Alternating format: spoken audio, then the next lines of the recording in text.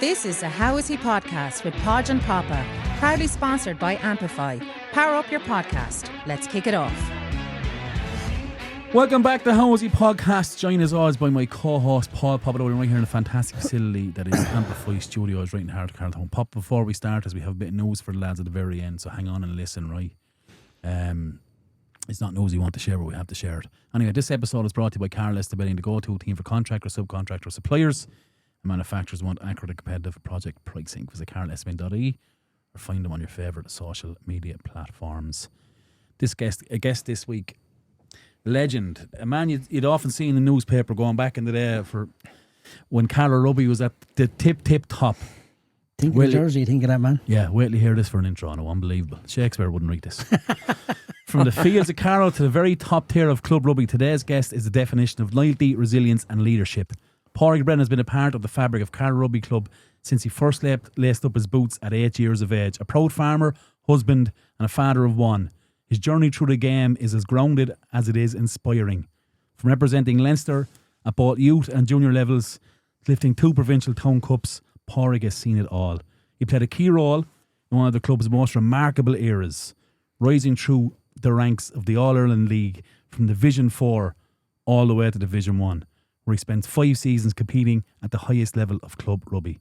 Along the way, he captained Carlow for 2 seasons, leading by example both on and off the pitch. He also spent time with Munster during the 02-03 season, adding another chapter to an already impressive rugby career. But Padraig's story goes far beyond rugby. Late last year, he was diagnosed with cancer, a challenge that has tested him in no ways the game ever could. Today we're talking about the highs, the lows, the battles on and off the field, and what it really means to keep going when life throws everything at you. Padraig, how are you? That's some intro. Yeah, do you like that? Did you enjoy that? Yeah. Well deserved. Well deserved, Yeah. no doubt about it. How are you keeping? Good at the moment, yeah. Talk to me about, obviously you're going through treatment, things that we won't get straight into it. We'll go down the line, we'll go through that first, but you just kind of said off air there that you could have loads of energy and then you're just in bed for 2 or 3 days. Loads of energy and endless energy, like, and then just boom, Nothing. and go to bed after. In 2 days later, you wouldn't get out of bed. How does the for 3 mind or deal 4 with that, days. Padraig? Like, what are you saying to yourself when you're in the bed? Saying, what the fuck? I don't look at it like every 3 weeks I go. Yeah. So I look at it in 3-week blocks. There's the first week with your steroids, the next week which you're down, and the following week you're picking back up, which is actually this week, and then you're back on the road again. But I don't look at it as like, when you put it all together, the bad moments, like that you're getting these, you could be walking and just you may have to grab something because you get dizzy or things like that, just after getting up off something. But they're all only moments, and put them all together, it's all part of the process of getting there. Are you allowed to drive? Yeah, but Yeah. now I'm talking about them dizzy spots. It's just if you jumped up real quick off Yeah, the plane yeah, down or right, something like okay, that. yeah. There's nothing. It's nothing like that. But like, is it hard? Oh, I don't want to be seen to be exaggerating, but it can be tough enough. Yeah, it can be tough enough. But when it's good, and like when you're talking about this subject of cancer, you have to be very careful. I'm just talking about my story, 100%, yeah. because there's various forms and it affects people in all different ways, and like some of them it doesn't end right, it doesn't always end well. So you just have to be careful of that you're speaking about your own experiences. Yeah. Good man. Yeah. We'll go back to it, right? But we want to talk about your rugby career. You started playing at 8. 8. What's the draw to the game? It's gas. I was playing in Grey Cullen football when I was 8 years of age, and under 10s at Jimmy Hurley and Frank. What was Frank's name? Can't think of Frank. They were coaching us, and I went up to the rugby club. I don't know why. I think my brother was playing and my mother brought us up. It had to be my mother. My father definitely didn't, because the mother done everything like that. But and the rugby club wouldn't have been, like, it wasn't the norm. Like, there wasn't anyone else so great up playing rugby. Yes, I don't know. sure. It was just seen different, or is it seen different, or Probably would have been a sport too far maybe at the time. Would it not in the sense of travel, but in the sense of that game's not for us? no? Seen maybe, was it? What way did you see it? Well, when I was growing up, as far as I'm not posh enough to play that. Well, that kind that of was a way. lot of rubbish. Like. But it is a lot of rubbish. Yeah. And it's a game I would have loved to play it, Yeah. looking at it now. And then it was like, was it for the Protestants or the Catholics? Yeah. Yeah. what's he thinking, you know? And that's the way it was seen, like, you know. I think it was seen that way, and you know. Were you welcome straight away? Or I don't even know under 10s whether you were welcomed or not. You went up and you played like same as everyone else. And there was plenty of lads there from all codes. Like, it wasn't like normally the lads that would be the Church of Ireland, they played schools rugby. Like, maybe they went to schools and they played schools rugby. So that wasn't a factor. But I played under Frank Corden, we mean Andrew's father. He was the original coach in Carlow, I'm sure. Yeah. Like, so he lived down the road. Yeah, a coach at that level, really all you're looking for is someone to give you the love of the game. More so than anything else, like, you know. And just Frank was just your typical English gentleman, you know, which was fitting into the rugby thing as well. If you were coming up, you know. So it was my mother definitely had us. Well, she would have initially brought us in there. Yeah, that's how it started. And listen, I wasn't getting on that well at football. I'd come 12 years of age, and went to Knockbeg then, and football was everything in Knockbeg, you know. Yeah. And you preferred rugby? Yeah, well, it's not that I love looking at football, and I'd look at the lads training. I trained a bit in Knockbeg at football early days, but never was come to anything, you know. But and was there any rugby in Knockbeg? No. Still not. There's no soccer. No, you could smoke in Knockbeg, but by God, you couldn't bring a rugby ball into Knockbeg. Like, no way. You could smoke in Knockbeg. No, and you were allowed smoking 5th and 6th year in Knockbeg that time, because lads were borders. They were allowed to smoke, like, you know. Yeah, there was areas where you could smoke, and there was no problem. There's the PAV. The PAV, they were allowed to smoke, 5th and 6th years, and probably a lot of lads smoked because they were allowed to smoke, maybe, you know. Yeah. But, Jesus, you brought a rugby ball in. Father Dunn. Dan Dunn. Yeah, you know Dan? I know of him, yeah. Myself and Dan fell out now over a rugby ball. Oh, go away. You brought one in? Dan took it off. Himself and Father Dunphy were walking around the touch, which is just a tarmac track around it. And we were playing rugby. I didn't bring it in, but I was blamed for bringing it in. And 5 or 6 of us, maybe 10 of us were playing rugby on the top pitch. And he come and he wanted the ball, and he took the ball. And he insulted me big time now. We fell out black that day. Never forgot. No, I would have often talked to him since, but I think he has a bigger problem with it now, because Father Duffy always reminds him of it. And I remember what he said now, and I won't say it now, but I'll never forget what he said to me. And go on, what did he say to you? No, I won't say it. And it was just pure, like, degrading, like, you know. Really? Well, I felt it was at personally the time. Or to the sport? You know, to me personally, like, you know. Yeah. But in my mind, I turned around. I remember saying to him, I'll show you who'll play what, you know. Yeah. But he was took that ball that day, and geez, I remember in class he was teaching me, and like, you know, it's not quite strict enough. You had to have your book, and I'd bring me book, but I tear the page over and shove it into the back when I come to Padraig Brennan and read. I haven't got that page. I have the book, but I wouldn't have the page.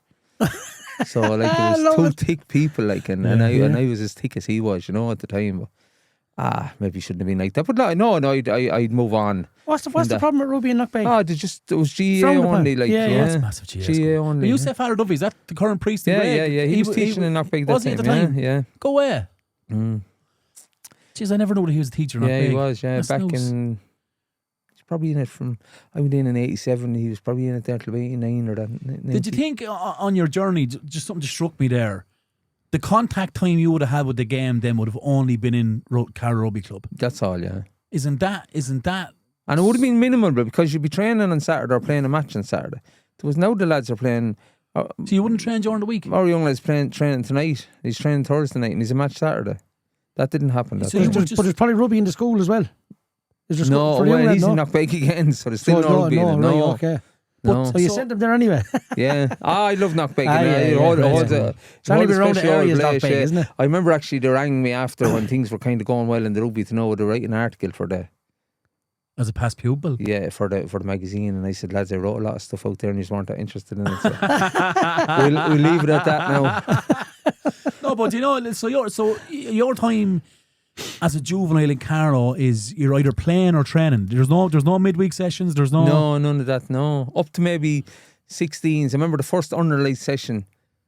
Remember we used to be staying in for study in Knockbeg that time, and I remember going into training. And I was training under lights. It was a novelty at 16 years of age. That's nuts. What is the reason behind that? I don't know. That was the way it was. Availability, maybe, or I don't know. Talk to me about the progress then through the club. So at what point or what age are you kind of saying to yourself, I'm not half bad at this? I never really said that. I actually, If you were to ask me now, and someone says to me, were you a good rugby player? I'd say I wasn't actually a good rugby player at all. Really? Genuinely. Why do you say that? Because, and I said this to someone recently, and they say, that should be modest. And I'm not being modest. If you want to make a complete rugby player, you have his speed, his passing, his vision and all that. There's lots of them things I didn't have. But I knew the short, knew A to B, and I knew the shortest way to A to B. I knew I could tackle as well as anyone. I could lift in lineups, I could hit rucks, I could carry the ball, and I could do 4 or 5 things, and I just done them as often as I could. And kept it as simple as possible, simple as possible, as often as I could. Repeat. And that was my motto. What number were you in rugby? 1. You know. So are you kind of saying then, because you got to the very top in Ireland in relation to club rugby, right? From Division 4 to Division 1. In a team, I did. In a team, right? Yeah. So are you saying then that you would have overachieved as a player? Probably. That's nuts, isn't it? I think I did. No, and that never sat well with me. I remember one time Carlow came up, when Carlow in Division 1 of the AL, the first year in Division 1, AUB were doing a big push on promotion. Yeah, that's right. Yeah. And they came up and they had cameras up, and I remember, was I getting physio or something? I was laid up, and I was actually captain that year, so you were supposed to, be seen to do things right. Yeah. And in rugby that time, the captain was part of the selection committee. He picked the manager. No, he didn't pick the coach. He had nothing to do with that, but he picked the manager who was of the team. So, but they had this, and they were going to do the shoot, and they were going to pick lads to be part of the promotional campaign. And you had to run, score a try, jump up, as if you're after winning the World Cup. And I says, I'm not doing it. And I remember the coach says, you may do that. No, I'm not doing that. There's no way that I'm going to do that for anybody. That just didn't sit with me, being able to do that. It doesn't summarise you as a player, I'd say. No, it didn't. It didn't, no. And I says, there's no way I'm going to do that. And they were asking a few questions, and it says, where do you see yourself in 5 years' time? It could be dead, they don't know. The chance, is that what you said? Who was picked from Carlow to do it? Me. I was picked to do it. Yeah. So you're in Dublin in a studio, and there's makeup on. There's actually a picture in Loughlin. So one of the pictures in Loughlin's there or in the Irishman's behind the bar. And that picture was on the back of a double-decker bus of my face, right?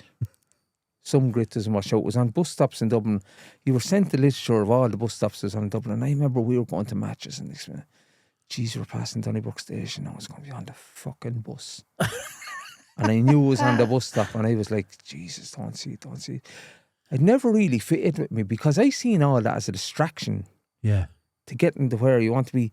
Lads, I had to work very hard to get on the team. Yeah. Now, I was never dropped off the Carlow team, but I had to work very hard to get there and to stay there. And I seen people that were competitors.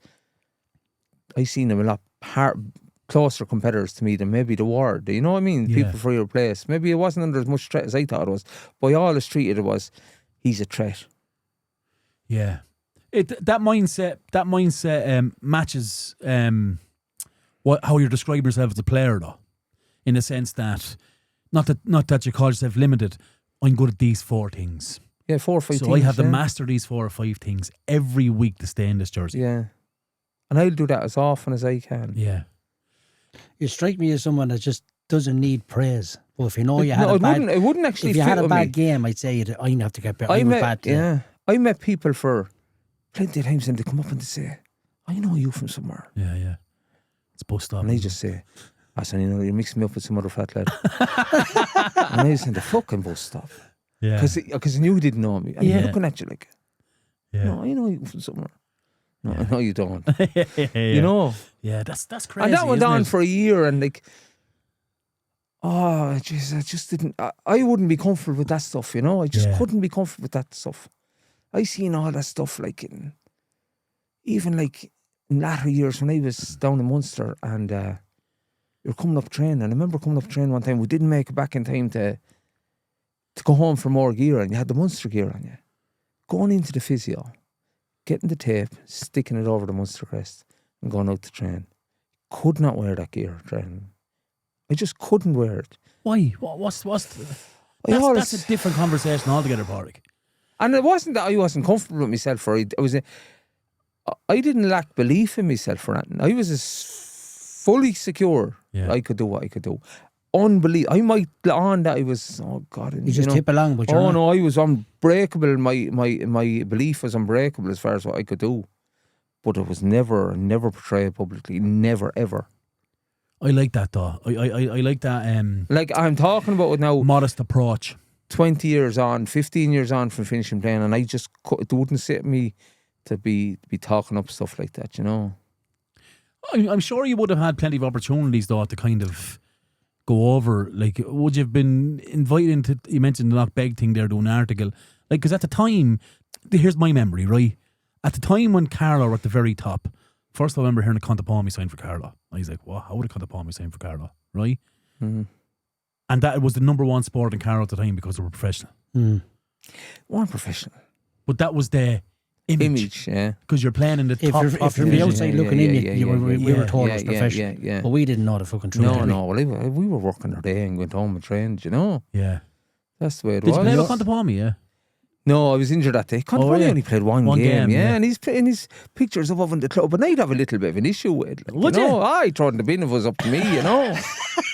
Now, in fairness to him, he never took a penny around. He got sin binned that day, and there was bonuses or whatever, but he said he wouldn't take anything when he got sin binned. And he did train. He trained the night before. He was friendly with Van Zyl, and Van Zyl was coaching us. They both played in Bristol the year before. And that's how he was there, yeah. How did that side of the game progress for you the further you went up through the divisions? Like the coach, the approach, nutrition, training. Like, did it all progress as you went on? Yeah, starting off, I would have gone the team on the back of, they won 3 Towns Cups 92 to 95, or to 92, 3 and 4.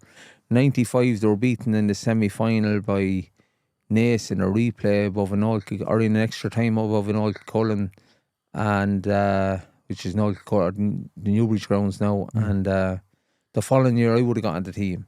So you were coming off the back of that team, even though it was in transition. Yeah. If there's such a thing even at the time, you know. I know what you mean. But like, there were some great characters in that team, like, you know, and they grounded you as a young lad, like, you know, lads like Andy Dooley, Trevor Axon, like, just Leonard Peavy, Barry Gordon. Yeah, there were just those characters. Great. Like Trevor Axon's great man in the dressing room. Yeah. You know, and like, what's a great man in the dressing room? But like, it's a question that's always asked, but it's very hard to define it. Yeah, it's different for everyone. Making shite of the bin now is not what I wouldn't be into that end of it, like, you know, kicking the bin around the place, right? But Axon, you're talking about lads that deliver on what to say. Yeah. Yes, they're not just saying it for the sake of saying it. Like, going back to things not fitting well with me, that's also something that if you say something, you got to deliver on it, like, you know. I feel you've got to deliver on it. But do you think that people, it's just lip service for a lot of people? It is, yeah. Sometimes it is with some, you know. Yeah. It's a dangerous thing to speak in a dressing room, I think. You lose your face very, very quick. I agree. But I think the lads that speak too much in the dressing room don't realise they're losing face. Yeah, but sometimes it's nerves, or there's all different characters, and there's one lad jumping around and he's maybe banging his head off the wall. There's another getting sick in the bin, and but sure, it's terribly frustrating as well, though, because you could speak like you're an absolute, I'm going to go through that wall for you lads, and you go in the first phase of play and you pull over a tackle. And talking about soccer, and you're like, some fucking speech you made a minute ago. That's what I mean. Do you know what I mean? That's not for me, like. But you knew that before going out, he was probably going to pull out that tackle. Well, you know, he's false, like. Yeah. Do you know, but he's not really. Yeah, but there's talkers. I always say there's talkers and doers. Yeah, but that and team, you're a talker or you're a doer. In a lot of that team, though, a lot of them lads were doers, though, in fairness. Yeah. Would they all have been attached to the club long term as well? Say that group that won the 3 Towns Cups, they would have been there. They would have been, yeah. Was Andy Melville playing that team? Andy Melville, yeah. I would have started. My first game in Battle Rugby, Andy Melville's first game in Carlow. Was Ross Dunphy's father in around that? Martin Dunphy. Martin, God bless him. And Martin would have been. Martin was a very good player, right? Martin was a great player. Yeah. Martin would have been on the 3 Towns Cups. Yeah. And I would, in 95, I was in multi-farm and I college, and Martin would have been. I played in the third. You wouldn't have been able to train or like that. Yeah. But Martin looked after us, and geez, he was a massive influence. Now, I'm not just saying that to give Martin an order. I know like Martin. Martin had a massive influence, like, on things like that, because he totally idolised these lads. I idolised these lads. You know, I remember standing behind the goal in 1994, Carlow playing Tullamore, and I just said, God, I'd love to be on that team. I would absolutely love to be on that team. And I, just to myself, I remember we met a few lads and Jesus, like it was... Is there an age thing in rugby that you can't play first until you're a certain age, or if you're good enough, you're old 18, enough? I think it is now, yeah. Is it legal age of 18? 18 now. Right. There's an exemption to a real good player, like maybe at has been, yeah. someone that maybe is involved in the Leinster level or something like that. Do you see Wales might cap someone at 17 or something like that? Did someone get capped lately? For Wales, was it Wales? Sure. I'm not too sure, but I know in New Zealand it's done by your weight. Yeah. Is it? It's done by your weight, yeah. There's no age groups. I'm right in saying that, aren't they? New Zealand rugby? Yeah. That's the way they do it, yeah. Which I think is a great idea. Like Andy Melville would have played under 17s for New Zealand. Yeah. So he was in the, What lands him in Carlow then, Padraig? How does that? Just came on an exchange, or there was a friend of his over the year before and he just landed over. So it wasn't got to do with rugby? Yeah, the good ones come by accident, don't they? Yeah, that is true. And you spend your rest of your life chasing the bad ones. That is very true. That's another quote for the book, Podge. Yeah. Chasing them in and chasing them out. Yeah. Is that a problem when you get to the top as well, recruitment? Yeah, naturally it is, yeah.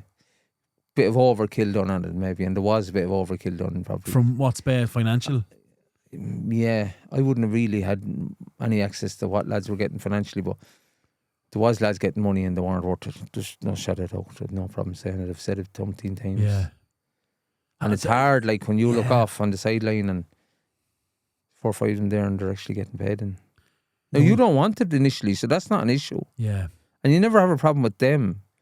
It's maybe you have a problem with the person that gave it to them. Like, there's a responsibility on that money. But isn't that a thing where on the field you're growing as a team and you're going up the ladder, but off the field... But that has to grow as well. That's what I mean. It's not growing with you. Yeah. So when it comes to making the big decisions, 9 times out of 10 are going to be wrong. Yeah, but our that team, they would have played AIL Division 1 the first game or the first year. There was 5 of that pack won a Towns Cup. Yeah. In junior rugby, Yeah. So is the money decision made from a club's point of view or one person? There would have been certain recruitment people involved in it, but you're dealing with agents when you're getting at that level. You know what, that kind of thing, lads are saying this lad and throwing videos out, editing stuff, and she could do anything with a video, Yeah. Of course, yeah. Well, you're picking the best bits, aren't you, from a video? I remember the understudy, there was Munster recruited Clinton Hubbard in 2002, and he was supposed to be understudy to Christian Cullen at the time. But I don't know how far under he was. You're right, okay. But there was, he was only able to play seconds for Shannon. And he was the nicest lad in the world, but he just, there was obviously a serious bit of marketing done on him, But to do agencies. And I'd say they ever only got caught once with someone like that thing, because they took in the great lads, Shannon would be a big club, right? Yeah. No, but it's Munster brought him in. Oh, Munster brought him in. All right, okay. But that's... But it's easy kind of excite said likes of a Carlow Rugby club who are new to that division. It's probably easy to excite them with highlights reel or have this great connection with lads coming over from New Zealand. And you're light in a certain position and you go you go for them. And then that all coincided with the Celtic Tiger. So there was probably more money available through sponsorship. That's a good point as well. If it wasn't, it would have been more pure maybe. Do you know what I mean? I think we would have got there anyway, because the team that got us there wasn't it wasn't loaded like that way, at all. Was that the beauty about it? That you were together so long? Yeah, if you were to ask me about the best team that whatever was in Carlow, it had to be that team, Division 2. They got to Division 1 and maybe the first year Division 1. Yeah. Them type of people. They were just different. They were just different. Are you saying that because you were successful though? Yeah, well, you don't be successful unless they're different. Yeah. But you know halfway through the season, these boys have it. Oh no, these lads just whatever, we had a coach, and he was a hard man now. And he was driving us hard, week in, week out. Now and there's no one reneging. No one missing training. No one reneging, What did the sessions look like, Padraig? Sure, Monday night there was no ball, just running. Short, sharp. Running, but front 5 forwards getting the likes of me getting a lot of running into the legs. Yeah. Yeah. like it's science now more so, isn't it? Yeah. There's a lot of Science people, doesn't bring it to hell though, does it? No, a lot of people in the stand No, doing stats. and do you know what else it is as well? And I think, and we have Bernard Jackman sitting there, and I think it tips the scale too far to try and make it bespoke for everyone. Yeah.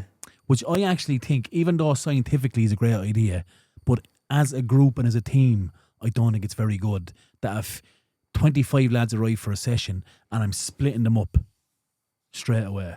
Or you're a back, so you're going to work on this. You're a forward, so you're going to work on this. You're a kicker, so you're going to work on this.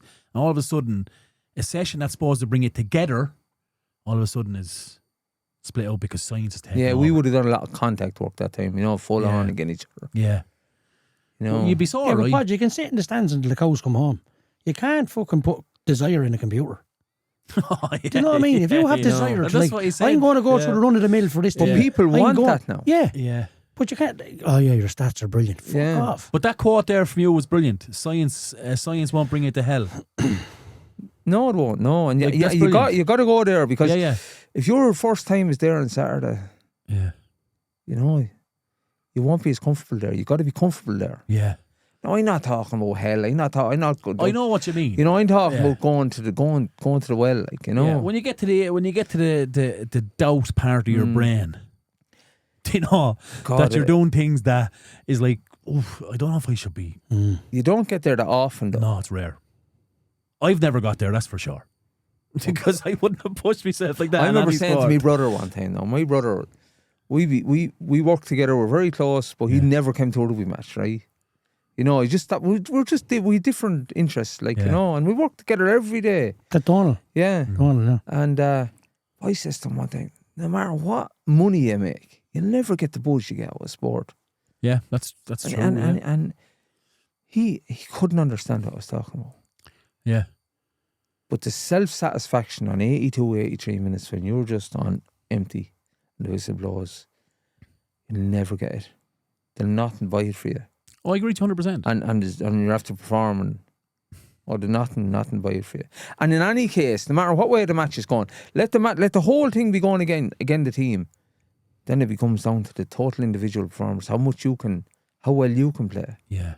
No, it's all within the team etiquette. Not talking about going solo, but it's how well you can perform. Like, because like when we were in Division 1 the first year or years, there was plenty of struggles. Like, but still there was always a match to be played. There was always a match of how well you could perform against these lads. What struggles? What hurdles are you hitting in that time? Like? No, where the team maybe wasn't good enough. Okay.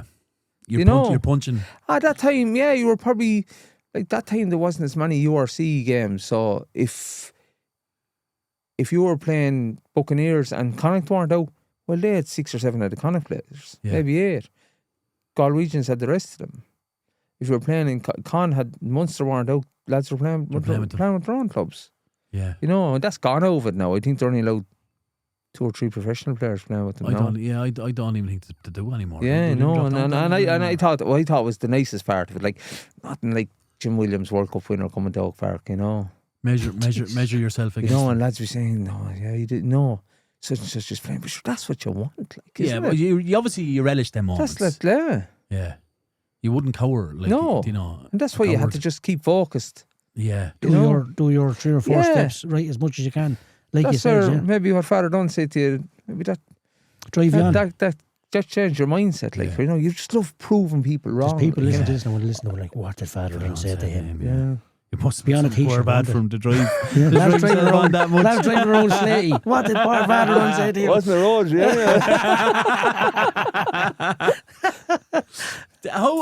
How do you replace them moments when you're finished? How do you replace them moments of pure euphoric feeling, right? You don't. Does that eat you? No. You don't try and chase it. No, I would have coached after in the club, and I probably coached to let myself down gradually. Did I want to be a coach? No, I actually coached Tuller for a year as well. Did you? Yeah, and I was still playing in Carlow. It was 2009 and 10. I actually thought I was going over to coach the forwards and give them a hand. The next minute, I paid my membership, and I seen in the booklet where I was the head coach. But that was, I really enjoyed that. And Was the Sprocket still playing? Sprocket was managing at the time. Oh, as well, was he? Yeah. And really enjoyed that year. Like, and people would, like, I never had the problem with the Carlow Tulla thing. I never had that problem. Yeah. You know, there's people in Tulla that have a big problem with Carlow. And there's a couple in Carlow that have a problem with Tulla. I never had that problem. I never seen that problem at all, you know. Did you enjoy the coaching? Oh, I did, yeah. Yeah. But was I going to be at it the whole time? No. I probably, if I had a fault coaching, God, hard to understand that people didn't think the way I thought, as in, it wasn't as important to them as maybe it was to me at the time, you know. Yeah. And listen, that's fine too. You Yeah, know? That's an age thing as well, though, Padraig. When you come, I see. Different. No, but it is. It's massively different. Yeah. It's an application thing as well. And to compare it to soccer, that's why I think Roy Keane will never manage or coach at the highest level ever again. Because his application as a player is expected as a coach. Yeah. Do you know what I'm trying to say? Yeah, And totally. lads don't understand it. And lads don't understand it. Well, he doesn't. But he doesn't understand correct. the social media side of things. And lads are making. If you look at a lad diving saying with soccer, and all of a sudden, that's pathetic. He got a flick, and he's down rolling around the ground, and he rolled 20 feet. Yeah. But you go onto his TikTok or Instagram, there's 3.2 million views, and he's getting a heap of money for this, and you're like, get up, you fucking pussy. Yeah. Do you know? But this is where the world has gone. Yeah. Yeah. And another lad then, he'd be broke up and he's trying to hide it. Yeah. You know? Yeah. But where does that come from, like? I don't know. I don't know. I like. I think it was always there, but I think now it's magnified. No, where does it come from that you end up like that? Oof, Jesus, that's a great question. I think it's either in you or it's not. Do you know what? Do you know what? It's just, I don't think the world's top psychiatrist could answer that question. Yeah. I genuinely I don't. have a bit of interest in that psychiatry stuff. Yeah. Just to wonder how it works. I have a massive interest in it, but I don't think I have the brain capacity to deal with, to understand it. But I think people's minds is a fascinating thing. And the fact that the brain is probably one of the only organs that repairs itself is also fascinating. I'd say it was like the way praise didn't fit with me and what you were saying. And, and it just couldn't fit with me. And I'd say it came from my father. My father was kind of just get on with it. old school. Yeah, that's sort of correct. Like, you know, typical father of the 80s or whatever. Yeah. Never told you he loved you or anything. But Yeah. geez, you'd be stupid if you didn't know, like. Yeah. But you were never told. Yeah. Love that. Yeah. Yeah. But that's... My mother was totally different, like. Yeah. Like, I broke my jaw in Australia in 88 playing rugby. And just in a tackle. And I remember saying, ended up in hospital and saying, I may ring home, you know, because if it gets home before I tell it. How are you? I said, the Australian lads couldn't understand me anyway. Like. I was in Australia 2 or 3 days and I was driving this car. I don't know who owned the car, but I was driving next to me. Woo, woo, woo. Pull me in. Yeah. And I remember, I think I stood up I was standing up in the grass talking to them on the side. I was trying to explain to them, they had the penalty points in that time in 98. Like, I didn't come in here in 03, 02, 03. Yeah. But they had them there. That system was there. It probably came from Australia. But said, someone was with me, he says, you're going to get penalty points now. I get out and he said, get out and talk to this lad, you know. But I got out and talked to him and I was talking away to him for maybe 2 minutes. And he was listening to me. And he says to me, do you speak English? I says to him, fucking forget about it. Yeah. You know, he didn't have a clue what I was talking about. Didn't But and none of the other lads did. I went, like, the first time we arrived anyway, and I was playing, someone said to me, are you playing tomorrow? We arrived maybe on a Wednesday or Thursday. Yeah, I'm playing with the thirds. Who do you think you are? Like, a third over there, like, shits. Yeah. He thought I was making little of the team, like, you know, Yeah. playing with the thirds. Yeah, you're not good enough to play a third kind of thing. No, the third meant that you were shit. All right, okay, thirds. Do you know what I mean? I didn't know that meant that at the time. You went to thirds. The thirds, whatever it was, whatever, they just didn't get me at all. What brought you to Australia? Was it? Myself and another lad went, we can on an exchange, yeah. There was a couple of them lads over and we went back over. Ended up in Canberra. It's a great experience. It wouldn't be a place that you'd maybe go if you were going to travel around. But we were looked after well over there, yeah. Oh, did you have to apply for that or did someone approach you to do No, it? I was asked by one of the lads that were over here, would you be interested in going back? And I remember asking one of the lads with us, Liam O'Byrne, would he go? And he said he'd go as well, and we went back over. That's a great opportunity, right? Yeah, but that time you were only making a decision. I'll go, yeah. We'll go. Yeah. Just go Flights paid for the whole lot and off you go. No, I think the club paid for half the flight or something. Right. We paid for their half, but they gave us work and they gave us a car. How long are you there house. There for the whole summer. And then he come home after breaking the job. Did we pay for the house or the car? I can't remember paying for them anyway. I never knew like that thing happened in Yeah, it happened that year. And it happened for a couple of years where lads went and then they sent over the other two and we better didn't send over worse lads. Right, okay. Collapsed then, you know. Yeah. You know, it was taken advantage of. Like that should be something that should be actually reignited because it's important. But is it your off season? Yeah. Here. I was playing during the summer over there. Yeah, which would have been their winter. December. Yeah. Or their winter. Yeah, which would have been our summer. We went out in May and back, which is their winter. Yeah. And then they obviously send over lads here then, and I'd say the lads coming over on the other side are like, what the fuck's going on here? Yeah. But it broke my jaw anyway, right? Yeah. And I said to ring home and should the father answer the phone, you know. And I had to break my jaw and I'm mumbling away on the phone, yeah. And he says to me, what time is it over there? Dealt with. Move on. That was it. Yeah. And I was afraid of my life my mother would come over. I was expecting 3 or 4 to days land later. over to you. That was the difference between the two of them. That she'd arrive through the door 2 or 3 days later in the hospital. Yeah. My father just, what time is it over there? That's it. Yeah, so you know what you're dealing with. Like, in other words, you get better. Yeah, what's going on? Yeah. That's but is that... But that's important though. That's important. You, though. Yeah, absolutely. And as you get older in life, I can't be like that. No, but do you understand why your father was like that when he was a farmer? My father, was a very kind person. But his mind is occupied by what's going on in the farm. No, not so much. That's just his makeup, like, you know. Yeah, but like the likes of them are. I can't be like that. But their attitude would break iron, Padraig. Yeah. Them men's attitude, you know what I mean by that? They would break iron. There's nothing phases them. Yeah. Nothing like that anyway. But there's no breed like that anymore. No. Well, they're a dime a dozen, ain't they? There's no breed like that. Like I've said this loads of times. My wife's dad passed away there 2 months ago, and he was 83. Like nothing would stop him getting up and going to work. Still ran his business. Yeah. Still drove. Still liked the bottle of Guinness. Still, my mother would be like that. Not like she'd have boundless energy. Like you know? different breed. You know, and they came from a different era though. Honest like, to God. Like they were coming from the horse as far as farming is concerned. Yeah. Like, you know? Yeah. Coming born. Yeah. Like my father remembers during the war and they're going up and the postmaster going up the town on the bike. Mm. Father's passed away now, but you remember the postmaster going That's up. That's nuts, isn't it? His message. So like they was coming from harder times, like, you know, and a lot of them people that, like, you take the Germans, they're a harder breed of people, like. Mm. So the Irish lads that were around during the war, they're probably seen tougher times, like, you know. Yeah, and there's nothing phased them because I've seen it, like. Yeah, breaking your jaw is not a big thing, like. There's lads passing up and down, you know. Until you break your jaw. Oh, yeah, but like, just move on, like, you know. Yeah. But that obviously then you speak about your father, like, you have a little bit of that then in you. Well, I wouldn't be like that with Fionn. I can't be like that. I tell him I love him every day. Yeah.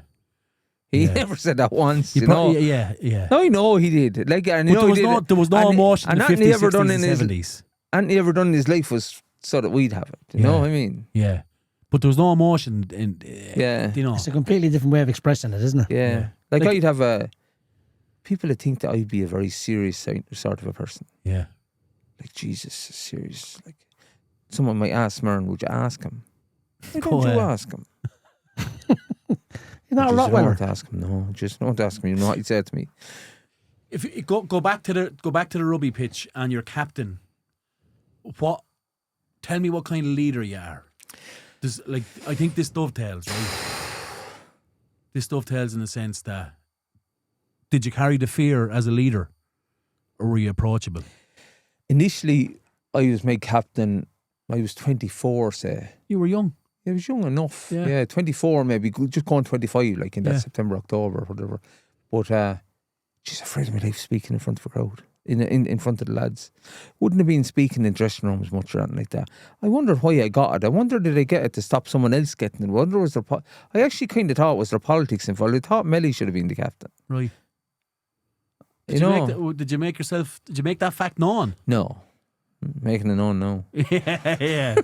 You just took it and... No, you took it. Like, and it was a massive honour, like, maybe, but you didn't go on about it, like, you know. Did the lad leaning against the fence watching them Carlow teams ever think that he'd be captain of that team or club? The little lad out in Knockbeg definitely didn't think it, no. Did you ever think of that? Does that ever come into your mind that you were so lucky? No, I'd say there was lads maybe, like in Knockbeg, the chances of me getting anywhere was probably no, it wasn't going to happen. Don't know, it just come. No, I think them lads, the likes of Dunphy and Dooley and Atkinson and Pavey and them boys, them lads kind of, they brought something out of you maybe that. To give you a bar, yeah, right? and it got to nurture maybe a little bit for a couple of years until, you know, yeah, they were massive. Even looking at them lads playing. Yeah. That's where maybe it came out of, you know. Yeah, that's... But as far as being a leader, was I a good leader? I don't know whether it was or not. Yeah, but I'd say you're a leader in regards of actions rather than speaking. Yeah. No, do you know what I mean? You're going pedal to the metal here every time you step onto that grass and step off it, you know. You'd have no problem speaking in the dressing room. Different captains, like. By example. Oh, sure, just let him on, let him play. Probably, yeah, I'd have no problem speaking in the dressing room. But like, all I felt what you do is make sure everyone realises how important it is. Yeah. You know. But it goes back to your basics. You said you do the four basic things for every game you would do, your strengths. Like I'd say, you're from a lad that doesn't speak in the dressing room. Now you're speaking, like, oh, let's listen to this lad. This lad brings his fucking 9 out of 10 every week he plays. I see John Lyons was captain in Carlow last year, and I was watching it from afar, like, you know, I was never in the dressing room, and I thought, he's a real type of captain, like, you know, you just see his body language, you know, because, like, do you go for the post, do you go for the corner, all that stuff, even though there's all this background noise and you listen to it, it's your call, like, you know. Yeah. Does that happen at soccer? No. I think a captain? Yeah. No. I think a rugby captain is an extremely unique role. Yeah. Compared to any other sport. Yeah. Because did you do a captain's run as well? Let's crack.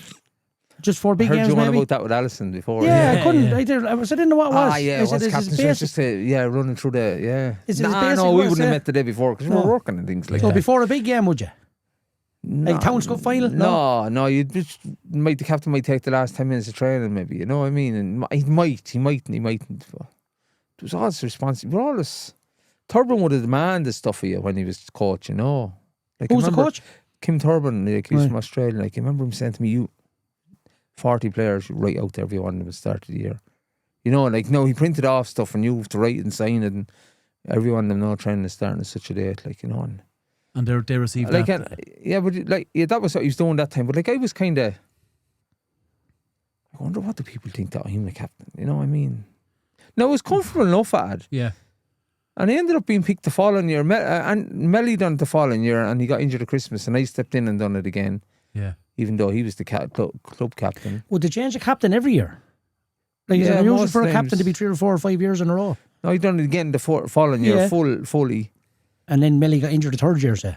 No, I done it in Division 2 the year, and the following year in Division 1, first year in Division 1, Melly got injured maybe in December, and I done it for the rest of the year. Then I done it fully the following year again, so. But like, listen, there was good old leaders around. You were talking about the type of lad that we had. I just go back to David Hyland. I hope he doesn't mind me telling this story, but he had a bad farm accident in 2004, and I remember talking to his brother recently about it. And he said when he was getting on the stretcher, going into the ambulance, he never played again now. He said, make sure and ring someone in Carlow and tell him I can't train. And make sure I get to Dublin. That's all you have to do. As far as Dublin, that he gets to Dublin. Yeah. That he gets to, you know. Yeah, and did that accident stop him from playing? Yeah. Never played again. But he still held hope that, did you tell the boys he won't be training there? Oh, yeah. Won't be training. But that's the type of lad you're dealing with. Now, this, you know. Yeah, but that's the success mentality, Padraig. I don't care what anyone says. For me, you can't beat that. You can't beat people. No. If someone wants something, like I used to look at them lads that were playing maybe about provincial stuff, or lads were on the, like, how would they want it more than you'd want it? I couldn't understand how they could, but I knew they couldn't. You know? Yeah. But that's a game of, it's almost a cat and mouse thing where you're trying to match your direct opponent. In the scrums maybe, yeah, but like around the pitch, no, not so much. I wouldn't have been like, no, I wouldn't have been, no. You just basically done your bit for the team. Yeah, you done what you could within the parameters of the team. Did you ever get man of the match award or player of the year? We've got plenty of them, yeah. Well, not plenty. How do you receive them? Sure, listen, yeah. Yeah, and you get them in. What about what you? No, she loved getting them. I chased that player of the year for years privately. I chased it. And I know lads got it because I remember a lad getting it one year, and because they thought he might leave, and he got it, and I was like, he shouldn't have got it. You know, you'd be chasing them little things in your head because sure you had to whatever it took to drive yourself on, like, you know. Yeah. Did you get a Carlow Sports Award? Got a couple of them, yeah. Mm. Yeah. And they was grand, but you know. How do you receive them? How do you receive them? Like, take me back to when you're on the stage getting that award. What is going through your head as you're like, get me off this fucking stage? Like, yeah, no, not as bad as you think now. Personally, I would have got great satisfaction over it. Yeah, gotcha. I remember getting the letter from Éire Óg the time. Éire Óg were running. Yeah, they ran it, that's right, yeah. And like, you'd just be like delighted. But you didn't tell people, like, really, like. Yeah. Got hard to tell people. I just couldn't walk up to lads. Just might get in the award, like, you know. Did you have a 21st? No, I didn't. Not as much. Didn't even go to a Debs or nothing like that. Yeah. It wasn't like that, you know. Yeah. And had a stag do. I ended up going out to the mall and I started noticing these lads and I said, what's he doing here? Like, surprise, obviously, that someone organised it. Yeah. How did you meet your wife? It was Craig's. Yeah. Was Papa working, yeah? Probably working, was he? I don't know who was working. Who would have been working there? What year did you meet her in? 2012. No, I was gone. Probably no. Eddie Keaton was in it, was he? That time? Eddie Keaton was in it, yeah. Yeah, he was in it. He ran it after us, yeah. The reason I asked that is why, what are you getting like from what? Like, I hope you're not coming across as this lad that I had as much crack as anyone. No, I know that, and I done as much messing as anybody. I know that, but I would. Here's my take on you, right? I don't drink or smoke either, like. Yeah. So I perceived like that real perfect Padraig, like, you know, as a cousin of mine calls me, yeah. I wouldn't. Did you ever drink?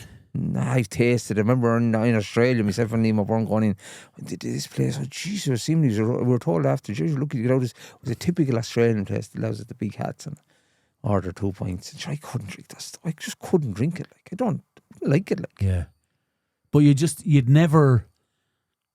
It struck me after about 5 minutes in the conversation. You're far from a peacock. That's a lot of bullshit, that peacock stuff, isn't it? Like, isn't he? Yeah. You just want. Listen, I'm just ABC, 1, 2, 3. Let's not confuse this. I'm going to go out here. I'm not going to be the one in the hold the microphone. I'm going to have a good time and go and enjoy myself. But you won't fucking know I'm here. Yeah, but like someone had said to me like about a youth player, how good was he? And I'd say he wore the jumper too long. What do you mean he wore the jumper too long? Going out that fucking Leinster youth jumper on him the whole time. Forget about it. That's bad comfort if you're trying to improve yourself, isn't it? 100%. But that's the elite sportsman in you can identify them things.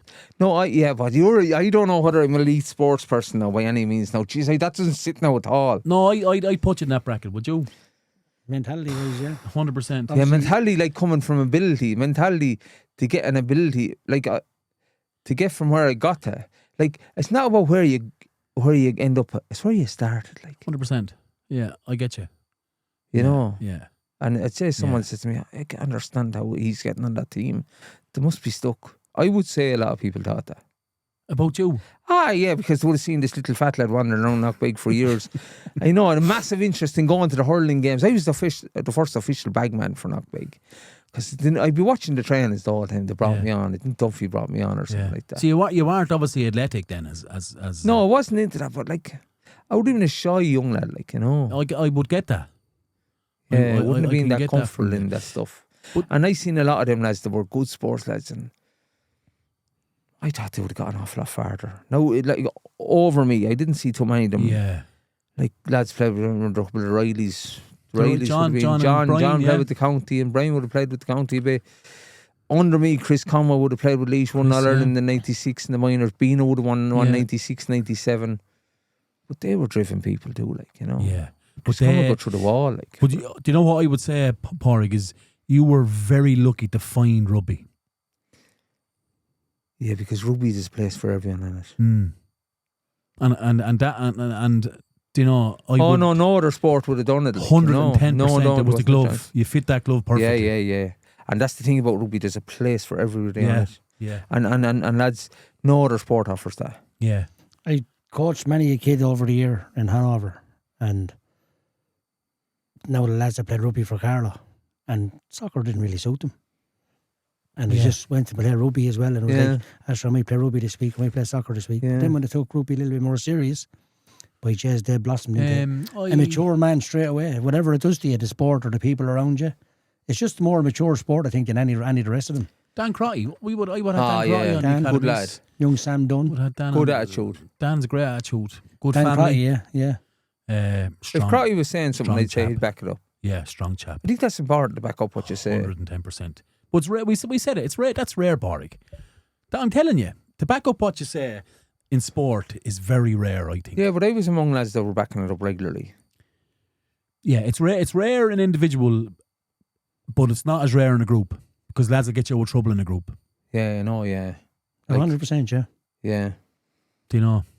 You're sitting down there telling me you wouldn't clash yourself as elite. No. You played at Munster. Lads, leave out the elite bit. I played a couple of games in Munster. Yeah, I did. But leave out that elite crap now. How did you get to Munster? There was a lad sitting in this seat with say All Ireland medals back 6 weeks ago. Is that true? The boxer?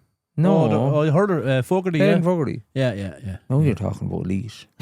No. But do you know what you have to understand? No. Hold on a second. Or Podge. Forget about No. elite. What you have to understand about elitism is there's many brackets of it. There is 100%. There's many brackets of it. There's lads who will be the greatest. Like, to be elite isn't to be brilliant. To be elite is something different. It's a mindset. Yeah. It's an application. It's an attitude. And you're talking about Taggy Fogarty sit down there. Yeah, he's out All Ireland medals, but your mindset is the same as his. But he's blessed to be in one of the greatest teams of all time. He was on the greatest Carlow team of all time. And that's your level. That's why you're elite. I'm telling you, it adds up. It's hard to accept for you. It is. How did you get to Munster, Padraig? Talk to me about, there has to be a story in that. I got a phone call. I had a connection nearly to every province bar Ulster. And right. I got a phone call off Matt Williams from Leinster one night to know it'd be interesting coming up. And I says, Cora, it would be, yeah. Now, Matt Williams is as watery look as he is on the television. He's just, So I did go up and I trained with him a couple of times. And in the meantime, Alan Gaffney rang me from Munster. He was the incoming Munster coach. Like, I'm a type of Munster. Like, before there was Munsters and Leinsters, and I was Munster. Going back into I was all this Munster. I really, I gravitated towards some Munster mentality. Yeah, just kind of that kind of a thing. And Alan Gaffney rang me, and Brian Hickey rang me then as well, and he was coaching Con, and he was going in as forwards coach at Munster. So they rang me and asked me would I be interested in coming down, to have a look at me, and I said I would. And I remember that was 2002, and I remember coming up to train, and training was maybe saying, how am I going to Was that in UL? Was that in UL they were training at the time? Or training in UL, yeah. UL, yeah. Training in Cork then, maybe in the Mardyke or as well. Yeah. As choose the one field session to be in Limerick, the following field session to be in Cork, maybe on the Thursday. And I said, just how am I going to go down with these lads? Like, these lads were after bringing 60,000 people across the Irish Sea to support them in Cardiff. In Cardiff. Yeah. Unbelievable, yeah. And next minute they were ringing me. Fuck. And I was like, Jesus, I'd say I was down there. No one even knew I was down there. Hardly. Barry lad was working for Andy Dooley. Like, you wouldn't tell anyone. I did. Well, you couldn't just walk up to them. You just went down Munster next week. Like, how do you say that to somebody? Plenty do. I should know they do, yeah, but I didn't. And I didn't get on terrifically well, and I got on okay in it. I played a couple of games, but Oh yeah, before I was going down maybe the following day, and I remember I was in Kilkenny working. I said, it's going to be hard walking into this group tomorrow. And next minute the phone rings, Mick Galway, he says, call down to my house in Kilkenny, we'll go from there. Yeah. And so when you're going with him, like, you were straight away you were accepted, like. So you're looking up to him straight away. But you're on about elite now. Oh yeah. Them boys were elite. Yeah. Is Mick involved in the college out there? With Mick Dempsey. Mick Galway? Oh, I don't think good so. question, Pop. I don't know that, no. I know he's in Kilkenny because I've seen him in the butcher restaurant one in Kilkenny. He's living in Kilkenny. He's out the same road there, yeah. But I went out with him then and training for a while. And then we played a pre-season game against Bristol and I started, and we played against Connacht and I started, and I got on okay, like, you know. It was fast, like, you know. Yeah, different pace. Yeah, and I remember Brian Hickey saying in the meeting before the match, he says, there's a bit of a backlog coming in the Dublin Road from with all Carlow cars. But just it was 50 or 60 lads from Carlow come down to watch the match, you know. What does that mean to you? Sure, it was nice, you know, but still you couldn't really. I remember my father says to my mother going on the car, just this lad will be always stepped down here. He says this because to get out here fairly quick, you know. But he got on all right in it, like, you know, he got on okay.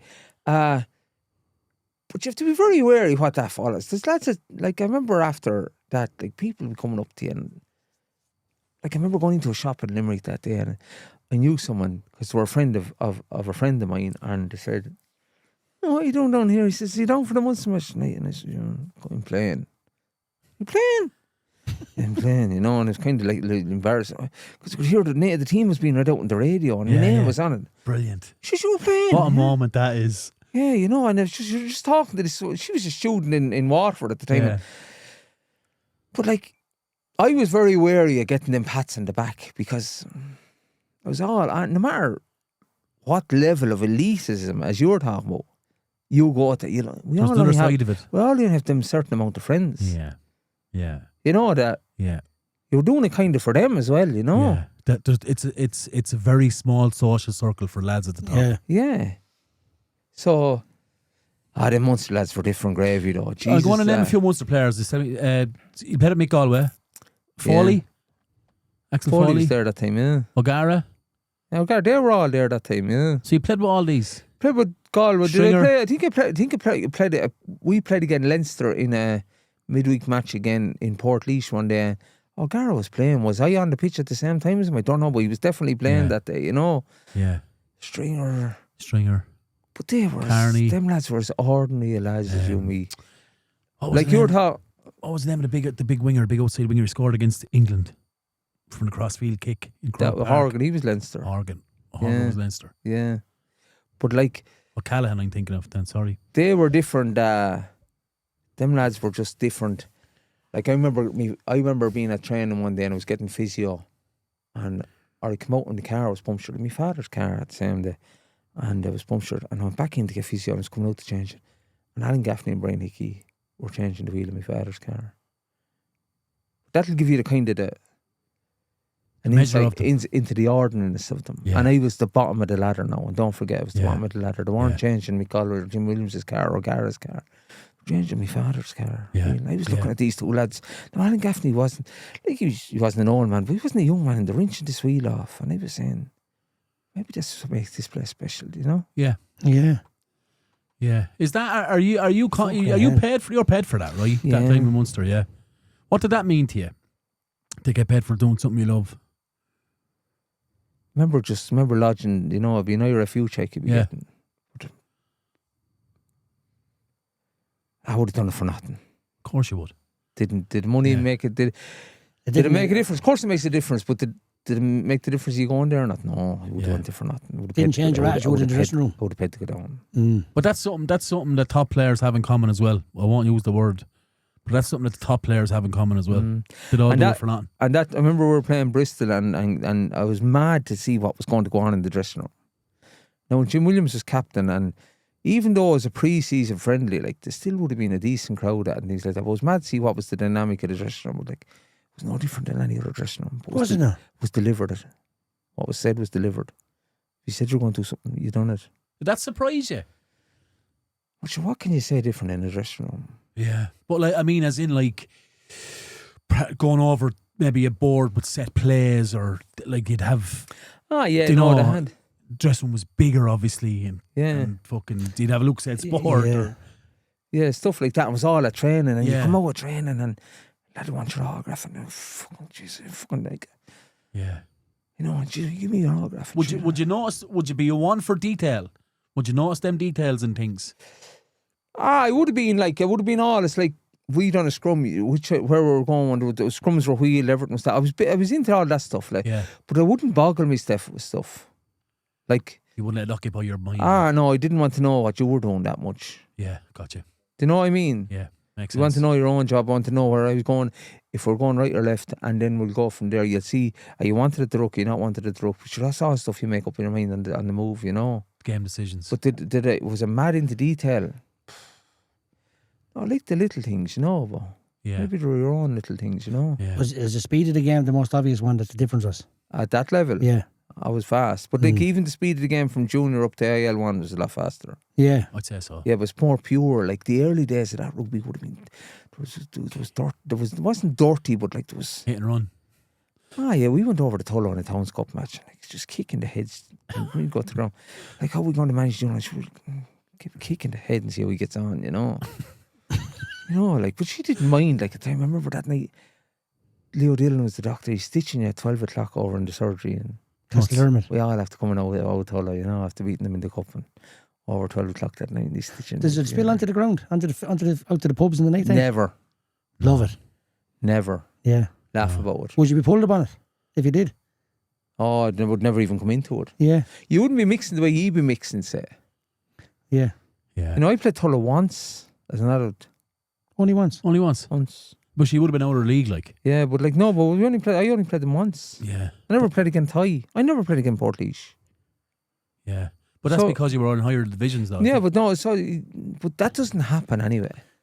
Yeah. We had to hear that. Yeah, no, that shouldn't, no, you don't do that. And it's a shirt and tie after every game.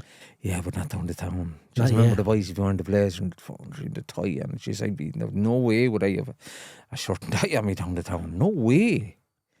No. Would you always, even though you weren't a drinker, would you always go? Oh yeah, yeah. What would you drink? Water? Nah, I didn't know. You'd be Luke said or whatever. Yeah. That never. No, it never bothered me. No.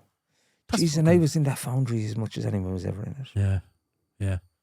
You know. There's not many in it now. Huh? There's not many in it now. No. Would you call yourself a fan of the game currently? Oh yeah. They have a massive interest in Carlow. I'd love to see Carlow win a Towns Cup. I would absolutely love. Are they far away from it? I think it'll happen. Will it happen this year? I don't know, but I think it'll happen in the next couple of years. That Towns Cup is a bit prestigious trophy, right? Yeah. Massive trophy.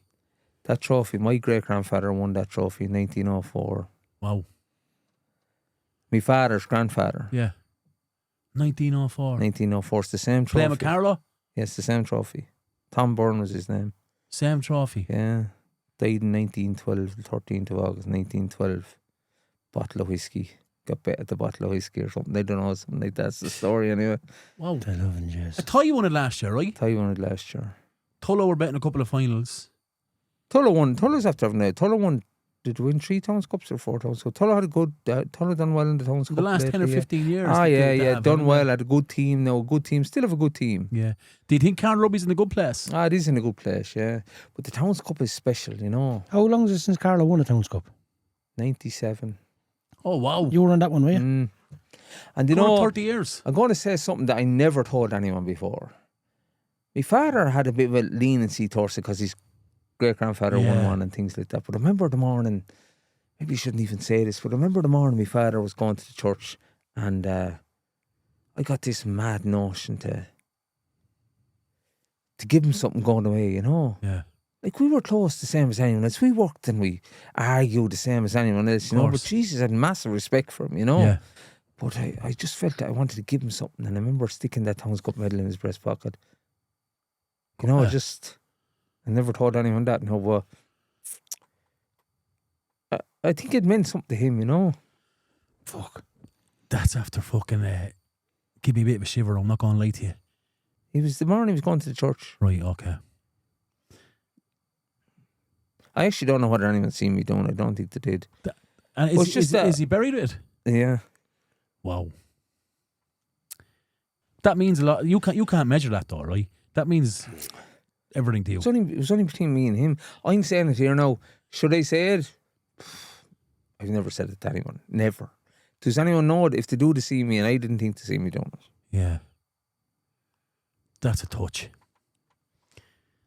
Yeah.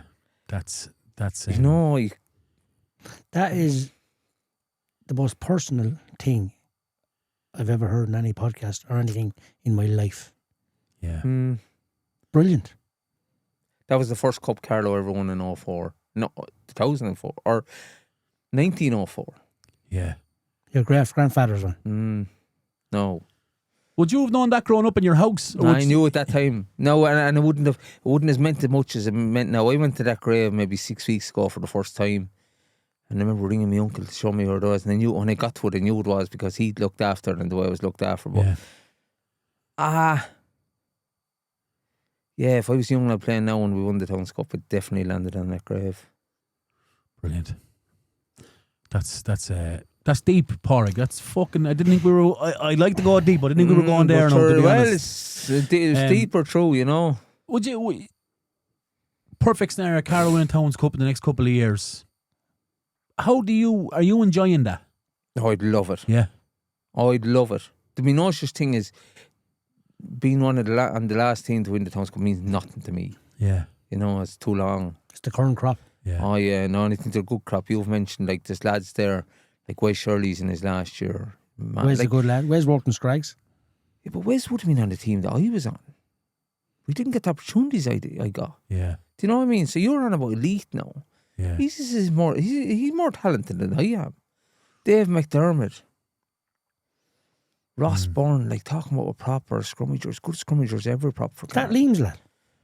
No, What, Ross and Benny's lad. Oh yeah, yeah. Like serious scrummager, serious prop. You know, Dave McDermott, like you're on about Dan Cry. Where does Dan play? 10? Dan's playing 9, but like I'd imagine what he'd say he'd do. Yeah. Yeah. Well, from what I know of Dan as a teenager, and I mean that, and that's a massive compliment, you know. Yeah, that's that. Yeah, but he them lads can influence games, lads. The greatest privilege you can have in sport is they can influence what's happening on the pitch, I think. Yeah. A lot of the influence on the rugby pitch comes from that area, of that 9 area, doesn't it? No, I think you can influence it in anywhere. Well, of course, your touches are higher than anyone else's on the ball, aren't you? So your chances are look at Erlin and Gibson Park there. Yeah, but you're like it goes up a level when he's on it, doesn't it? Yeah. No, but sure, he's the link between the forwards. He's the instigator. Yeah. But Ben is there as well. He's a good lad as well. A lot of good lads. There's good lads right through, you know. They have a bit of a presence there on social media at the minute, I see as well. That, like they have a bit of a TikTok page going, or I don't know. I came across, they do. To be fair, they do training where they're doing stuff. Yeah, and I wouldn't be into that old stuff. That was me. No, I was going to say it. I can imagine Padraig Brennan was captain. Turn off that fucking phone. Even I seen a bit of it today, and I'd be like, "You fucking sort out Saturday. Don't worry about that crap." You know, because I think that's when you're at that stuff, you have to back up an awful lot more, haven't you? Yeah. Well, don't back it up on social media anyway. Back it up but on like the feed. people like them make social media. Yeah, but you're putting yourself out there. Like you're putting a target on yourself. Yeah, like I don't make Facebook, like, because I'd be no good to Facebook or social media. I couldn't put up a video of myself. Yeah. I could share something by accident, like, you know. Yeah. You know that you hit it now and it's just it's gone, like, you have to know what you're doing, don't you? Yeah. Talk to me about what you're going through at the minute, Padraig. Like, you know, you're sitting in front of me here, and you're definitely a positive man, right? Yeah, it's different gravy, though, lads. Do the match?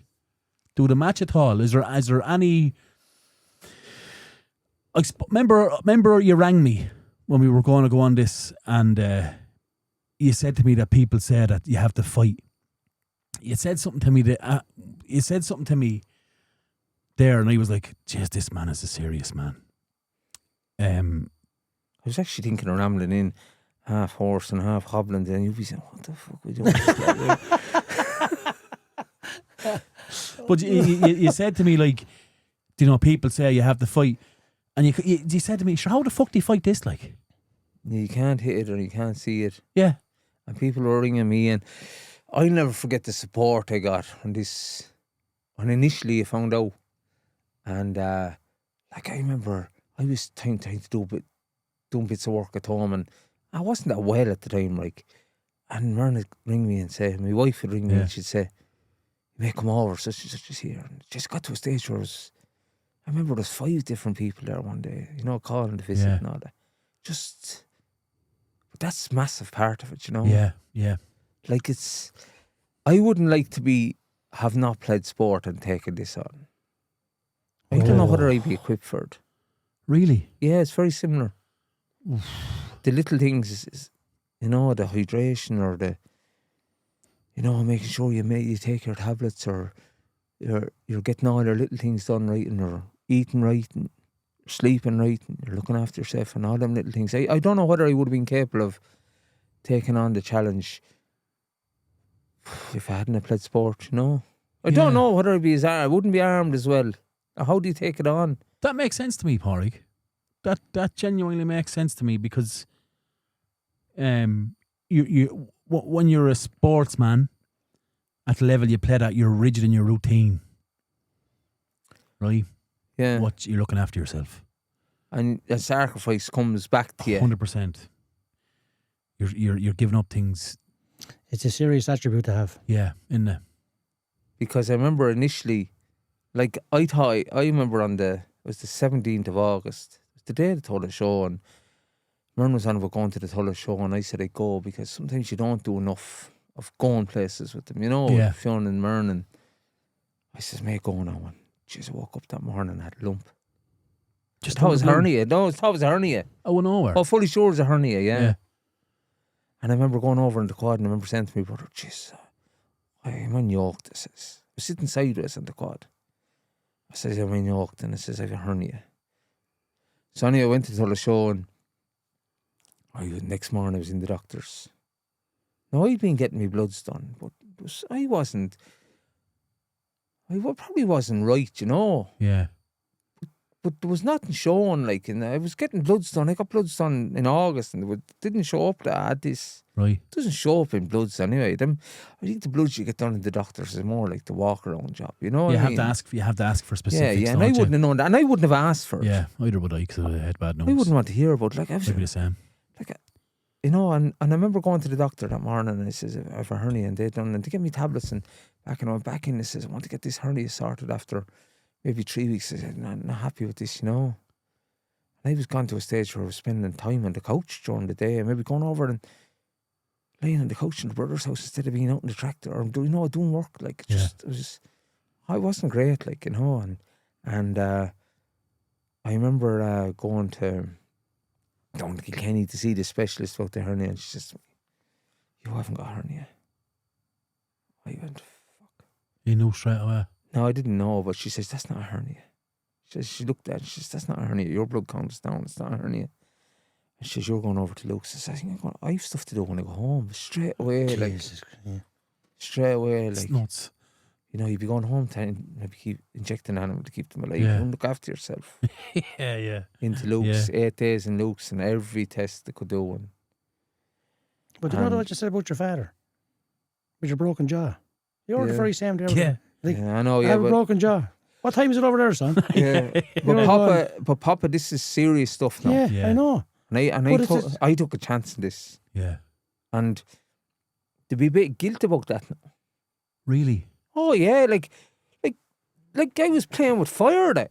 Yeah. You know? Yeah. And who's that putting at risk? Like, it's not about you, you know. It's your family, isn't it? Yeah. Jesus Christ, Paul, you don't think of these when you hear people and see them talk about different ailments or diseases, you don't hear that side of it. No, but like I was doing that, and I remember when I left Kilkenny, it was 3 weeks before I was down with my specialist in Waterford. Yeah. That I didn't know officially, but I knew there was something wrong. Yeah. I knew there was something wrong. And I remember thinking, like, if I've messed this up, like, I may carry it. Yeah. Oof. And everything was on the table going to Waterford, like, in my head. Anything I could, like... You were so unsure, but you were sure there was something wasn't right. In my life. Yeah. remember saying to Mern that morning, God, I says, I'm quite worried. And she says to me, what are you worried about? Going down to see a specialist now. I says, I'm worried. I was after being the doctor. They go outside and they were talking in the hall or in the curtain. You're not stupid blowing the hospital. Like No. Is there any cancer in the family and all this? No. All this crack. Because you're not, like, you're starting, like, you pick up this stuff, right? But I'm not an official. I couldn't say anything, because I didn't know anything. But I remember going down to Waterford that day. I'll never forget the fear. I was driving. Mern, my wife, was with me. My first cousin was with me. She's a nurse, because she was going to take in the medical end of the... Yeah. Good idea. And I was going to... she offered to do it. And I remember going into Waterford and maybe coming by the Mullinavat exit. I can remember it well. And I remember meeting Aaron, who's working with us, and he's a great lad. And I remember meeting him coming out in the lorry, our lorry, and he was coming out, and I remember just flashing the lights at him, on the motorway. And it was nearly like, Jesus, that's the last bit. It's that last bit of reality that I could see, Fuck. Lads, I don't want to be seen to be exaggerating this, No, I know. Everything is on the table when you're going into them specialists, like, and you go in for a 5 o'clock meeting and you don't get called in till 25 to 6. And you just be like, Jesus, I'll never forget the fear. I don't think I'll ever be able to be brought back to that place. No matter what happens or what's the outcome. You just couldn't manage it. I don't think you could bring me back to that place where I'd have that fear again. Like, so are you saying that that's gone now? I'm not saying it's gone, but I don't think you could replicate that. Now, everyone is different. You were talking about tough people, and I was with tough people in dressing rooms, people that had no regard for their body. Yeah. And now, this is a different place of toughness. Like, to go to, for me anyway, it's definitely somewhere that I wasn't comfortable with. And I was also probably in the back of my head dealing with guilt that if you didn't it's up to you to go to the doctor and tell them what's wrong with you too. And I go into the doctor and told the whole conversation. I've gone out through the door as quick as light. South African, I started talking about rugby, and I was wrong, and I was totally wrong. That's a dangerous thing to be. There's many like a Padraig. Do you know? I'm not going to lie to you. I probably fall into the bracket myself. And the nurse told me in Kilkenny Hospital that the doctor told him when the patient comes into the hospital, you walk over to them, and the farmer comes in, you run over to them. Very true. Yeah. It's just to look after everything by themselves. Very true. Yeah. And as I also want to be careful now talking about this, that I'm only talking about my experience, Yeah. Because there's some sad stories around, like, Yeah. And like I'm still getting treatment, and like, where are you in that journey? I'm not out of the woods. I'm on 5 of 6 treatments, and I'm not out of the woods, or will I get there? Yeah. Oh, I'll get there, alright. Guarantee you. Never, from the time I was told that in Waterford, what I had, and I'd say within a day or two of that competitive mentality came back. I didn't think I would ever come back. And I remember... You didn't think you needed it again, I'd say. Oh, I didn't think it was there, Pop. Yeah. I didn't think it was there. It's called elitism. And I remember going for I'm skipping stuff now, but I remember going in for the first chemo session, and Mern dropped me down on Sunday night, and I remember leaving Fionn, and I was distraught, like, going off, because I was after missing calls, and I was going to miss the bed unless it was down, so it was a race to be down Sunday night, 14th September, and walking into that revolving door. I was going into the cherry ward in Waterford, and whatever clicked in my head, by Jesus, my chest came out, and my steps, I just lengthened, the stride lengthened 6 to 8 inches, and I was like, and I had the Munster bag by coincidence on my shoulder, even though the crest was on my shoulder that couldn't be seen, going back to the same crack, and the Munster bag that wasn't seen for years, and the good times were on this, and I was going to take on whatever these boys were going to throw at me, and I didn't know. But going back to that room in Waterford, then he told me what I had, and like, it was 3 weeks before I knew the name, the technical name, and then he mentions the word C, like. But the first time you hear it, no, I didn't start crying now, and I cried several times since. Yeah, several times. Speaking to people, and terrible hard to tell someone you've cancer. Yeah. I'd say that. You know, you meet someone, it's terrible hard to tell someone they've that. Yeah. You know? Yeah. Probably didn't tell as many people as you think, because the power of the Irish voice gets out fairly quick. And It does, yeah. the rumours get out. Like, I heard a rumour maybe last week that I've 6 months to live. Rubbish, absolute rubbish. Like, you know, totally unfounded. Yeah. But it goes around, like. How is he going down the road? But you don't listen to them, though, because No, it doesn't bother me, like. It's fucking hearsay, that's all. It doesn't bother me. Jesus Christ, the fucking drive and the will is unbelievable. But lads, there can only be one winner, like. Yeah. You know? Yeah. It's me or they. You'll win. Oh, you'll win, Papa. Yeah. I have to win. You will win. Yeah. No, if that was a rugby match, I'd say, she said, no, I'm going to get on, but maybe even shouldn't say I'm going, but used to be absolutely no doubt in my mind that I'll get out of this. That's brilliant. You know? I have to. Yeah, but isn't that... Now, if you're looking for views, if I die, you'll get great views on this. But I get no before.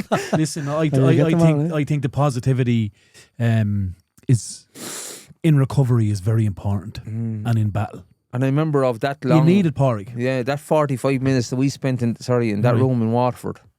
Yeah. And when he said to me, Padraig, this is treatable and curable, I put out my hand. I shook his hand, and again I let go of his hand. I was gone through the door. I says, I'm going on that note now. We'll leave it on that now. I don't want to hear anything You else. wanted to leave with that in your head, yeah. Yeah, you're going to fix me. And prior to that, I would have questioned, like, I didn't know him from Adam. Are you the right man to do this? Will I go to Dublin? I've good healthcare. Will I go to Dublin? Everyone say you should go to Dublin, but he says to me, I'll give you as good care as anywhere in the world. Yeah. And I says, you're the man, whatever it takes, I'll do it. You know? You're going the right direction though, right? Yeah. It's you know, you're But it's hard on people, and it's not about you. And even though if it goes wrong, you're like, it's not about you, it's about that journey you're on. Like, my wife and my son are going through that journey. And my mother and my brother and my sister and them and my friends, it's harder on them in ways, because I know exactly how I feel. Yeah. They're guessing. Yeah. Like, I spent last week 4 days in the bed and just couldn't get out of bed. Yeah. Not that I couldn't get out of bed, but You were sad. You were drained. Yeah. And if someone happened to see me in them 4 days, you'd say, oh, he's ghost. Oh, yeah, but that's just part of the process. It's part of the chemo. It's the effects of the chemo. But you have to have that on. Anyone that has it, I'd advise them just have to have that belief that you can do it. What's the other option? Give up. Not in you. No. It's not in you. Yeah. Do you know you're I know you said you don't like public speaking or anything like that, but you're probably a poster to go around and speak to people who have issues with addiction, things like that. Because if they understood what you were to what you're dealing with medically, it'd put their life into a different perspective. Someone said to me one time, someone that I really respect said about getting a bit of counselling, you know? And I said, and I know they would have really thought about it. And I know it was coming from a good place. And it's not a mad thing to say to someone. Not anymore, anyway. And I said to them, no, I'll go on my own. But I was never going it on my own. Like, there's people, I have friends now that have been really, really, really good friends, family, and you know, that I use them as counselling, even though they don't know I'm using them as counselling. Yeah. I could hop something off you there, and the answer will do me, that'll get me 3 days down the road, maybe. Do you know what I mean? Yeah. So I'd self-counsel, like, you know what I mean? Yeah. I think that's there for everybody. Yeah. Like, is a stranger going to get me through this? But like, you'd have to be, like, the constants are your wife and your son. Your close circle. And your close family. Yeah. Your close friends. Yeah. like they go through stuff, like they see that when you're a mess, and you know, you're talking to someone next to me, you burst out crying on the phone. Yeah. This is early days, like, you know. Yeah, but like, there's an unknown though in the early days because it's a battle you've never had. You've had plenty of battles in sport. Yeah, no, never had. You know, like when it's, and I'm only speaking not from experience. I'm speaking from observation and listening to you know, like in the early days, it's the unknown. So there is going to be like outbursts of emotion that you probably wouldn't be used to, or you know, or wouldn't maybe show. Because you just can't harbour everything. Yeah, you know? I wouldn't have cried in front of a lot of people now. Yeah, I could say that. I'd say that, yeah. I remember being at home one evening and a friend of mine, and she was there, and I just started crying, talking to her. And I was I'm really sorry. Oh, you're alright. No, that's what I said. I'm really sorry. No, I'm joking. Yeah. And I said, I don't know what's wrong with me. Because you're normal. Yeah. It is normal, though. Yeah. But it's not all bad. Like, there's advantages to getting it too. Do you know that? Yeah. There's advantages in that you're sure you get the people wrap themselves around you. Like, their old statements that people roll out.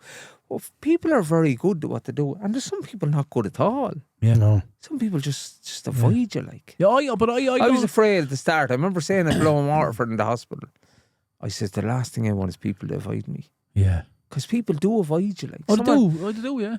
No. But sure, I'd know people that wouldn't go to a wake now or a funeral because they wouldn't be able to deal with it. Yeah. Do you know, it's the same thing. Like they don't want to see that because they. And I mightn't react to with some people that I knew. No one really close to me, but there's other people that maybe you should have done a bit more maybe for them when they were going through that bit of hardship. You know. Yeah.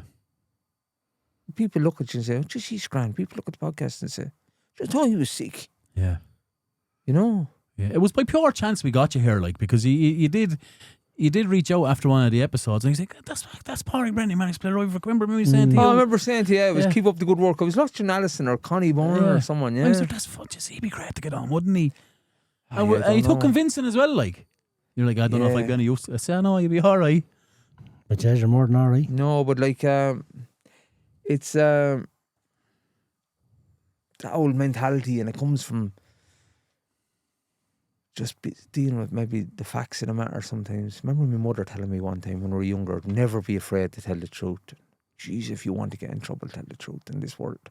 Yeah, yeah. Oh my God, I got in some trouble over the years telling the truth. You know.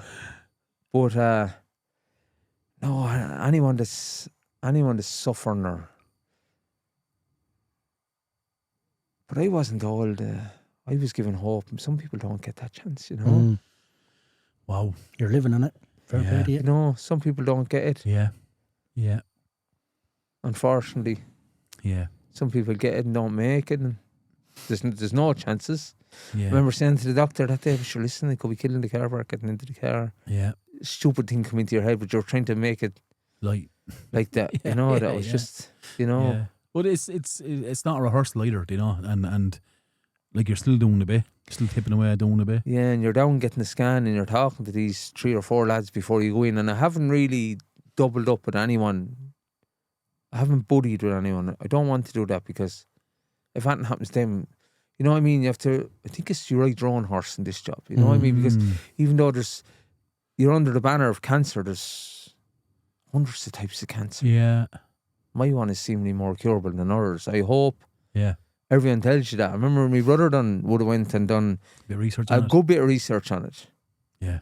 And of course, people, it's this gas. I was talking to a friend of mine. We were going to Cork one day in the car, and I says to him, "Jeez, Andy, I was talking to a one the other day, and her husband had the very same thing as me. And 2 years ago, he was under the same doctor and everything. Well, how is he? Yeah, he's got a nice day." This is. Jeez, I'm only missing. I says to him, Jesus Christ on me, I would have crashed the car. And he says to me, "Jeez, you can't be talking like that." But I have to bring a bit of humour to it. Yeah, of course you do. You know what I mean? Yeah. And but if it's your way of dealing with it. No, but you're kind of licensed a bit when you have it. Yeah. Maybe you can't do it, but I get that as well. You can. Yeah. You can do what you like with it. But I have to do that. We can't fucking joke about Podge, it. I have to do that. Yeah, absolutely. I get it. I get it. I'm down there and in Waterford going for a scan there lately, and you're talking to a few lads because you're in this little, like there's maybe 5 or 6 in it. Manny's going to come out alive over it. You know, I'm not saying I will, but these lads, like one lad is telling me, I had leukemia when I was a child, he's telling me, having the liver now. And he says, only I went away, he says, and got me own scan done. It wouldn't have been picked up. I was gone. Jesus you know, Christ. and then the other man is there and he's on about, I have it such and such, and but we're going back to dressing rooms and hard men and people delivering on what to say, but these lads are living through hell now. Yeah. Leave me out of it totally, because there's people an awful lot worse than this, but these lads are delivering hell and they're doing it with a smile on their face, like you're talking about tough people. Yeah. You know, I played rugby with, I could tell you who was the toughest lads I played with. And then I seen Mark Attright getting motor neurons. He'd be Stephen and Simon's father. Yeah. I played golf against him. And I seen the way that man used to cycle from where he lived to Borris. He went to Ackle Island on the bike one time. Play 18 holes and cycle from Borris back to Lower Rossbourne Collection. But you see Mark, the way he carried himself with that disease, and that's a horrific disease, and loss, and the end. Yeah. And the way he could carry himself. And you realised that you were measuring toughness totally wrong. Oh, yeah. Wow. Yeah. You know, they're tough people, like. Yeah. It was ALS, wasn't it? Motor neurons. Motor neurons. I played a golf. Lovely family. Lovely family. They had a night out in the Dalman for them. For with Murray McCallaghan, Legends with Murray. That's right, McCallaghan, yeah. That was only recently enough, wasn't it? No, that was back in 14. Mark's gone. I think Mark's gone since 14. Mark's gone since 15, actually. He is. Yeah, but like, yeah, and there's something knocking at everyone's door, isn't there? Yeah, you're never too far away from it, that's for sure. I have a cousin that lost a wife to suicide during the summer. Another, you know, there's everyone has an issue going on. Yeah, and everyone's fighting a battle. And then there's people are fighting private battles, you know. Yeah. Yeah. So you know, but you'd respect people, but there's some people that just wear it so well, don't they? Yeah, but there's nothing simple. Yeah, there's nothing simple. People say that, like, I'm not as brave maybe as I might look either. I've been rattled. I've been rattled the early days, but like from that first time I went into that door for that chemo, it was just game on. Like I was back in the game from being nearly gone out of the game. Yeah. Like I remember talking with to Mern about this lately, or back a couple of weeks ago. I thought, like when I come out of Waterford, and even just after the whole roller coaster, maybe a couple of days, that you got to really think of it. Like, because back in the game, like first maybe not being real, maybe being just taking out play, like, you know, down there. I didn't know what he was going to tell me. Yeah. You know, I didn't know what, like them lads. Like once you have a chance, like, sure, there's life, there's hope, like, you know, like, you know, but like, you know, it's not like that, like, you know, I've got a scan there recently and it showed up really well, so hopefully that's an indication that things are going to work, they're working out fairly well, but like, it's important to be positive, if you're capable of it, if you're capable of it. Yeah. And if you're not, maybe get someone to help you. Listen, come here, we have quick fire questions for you, right? I love this episode's been up there enough for me, Pop, I'm not going to lie to you. Huh? This episode's been up there enough for me. It's really enjoyable. I could listen to you all day. The Quickfire questions are sponsored by Barrick Roastery, Neighbourhood Cafe Roastery in Barrick Street, Carlow sourcing and roasting single origin specialty coffee for cafe, wholesale and retail, making the world a better place, one neighbourhood coffee at a time. Papa, go. Quickfire questions. 10 questions for you, Padraig. Lovely. Right. Toughest opponent you ever faced? Angus McKean. In his early days, I would have said maybe got the nudge on him in my latter days. You know. Who was he play with? He was playing with Lansdowne, Leinster, and he was tired and geez, he was strong. Angus McKean. Yeah, now talking about the physical, just the one-off battle. Yeah. My, there's some power in him. You know, there's some power. Remember the lads used to say there was 3 things. I was afraid of our tooty rats, dentists, and Angus McKean. You know, Andy Dooley used to be saying it. Yeah, but I remember getting a couple of penalties off him. Maybe when I was maybe 30 years of age, you know, and he was yeah. probably 35, you know, Yeah. you know, and was a bit wiser at the time, you know. Best player you ever played with? Andy Melville. Brilliant. I could answer that for you, I'd say. Yeah. Oh, yeah. Different class. You know, like, he was just different. Just brings it. Yeah. And he had no dirt in him or anything like that, but Jesus, could he hurt you?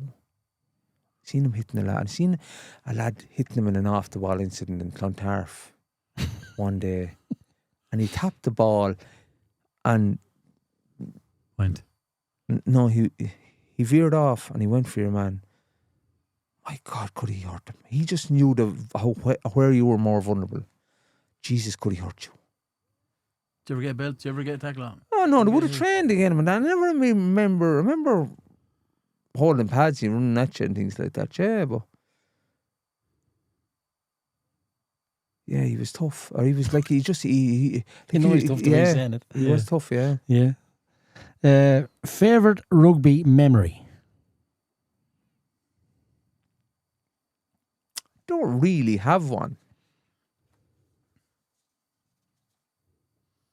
No, and As a team, what's your favourite memory? must be promotion to the Promotion Division 1 of AIL, yeah. I'd imagine so, yeah. Towns Cup win.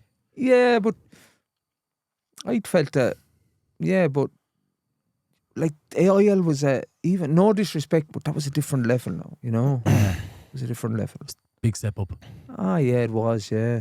Do you think he like, you were 5-6 years you were there, were you? 5 in Division 1, yeah. Like, that was a big achievement to stay in Ah, there. it was, yeah.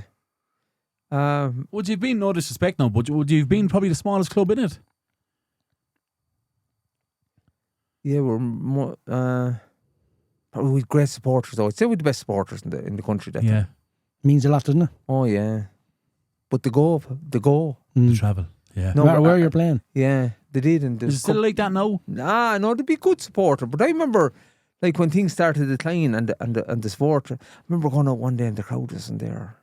And you go, oh, Jesus, drive you on even more, like, you would know? Yeah. It wouldn't have sure, the listen, effect, that crowd were following Air Ogan. Yeah. They were with O'Hanlon's and O'Hanlon's going well. They were with us when we were going well, you know? Yeah. You know, a winner is 1,000 fathers, losers an orphan. Yeah, that's for sure. That is for sure. Towns Cup or AIL promotion, what meant more? I'd say AIL promotion now, but the Towns Cup has a ring to it. And going back to, told you I don't want one of them there. Yeah.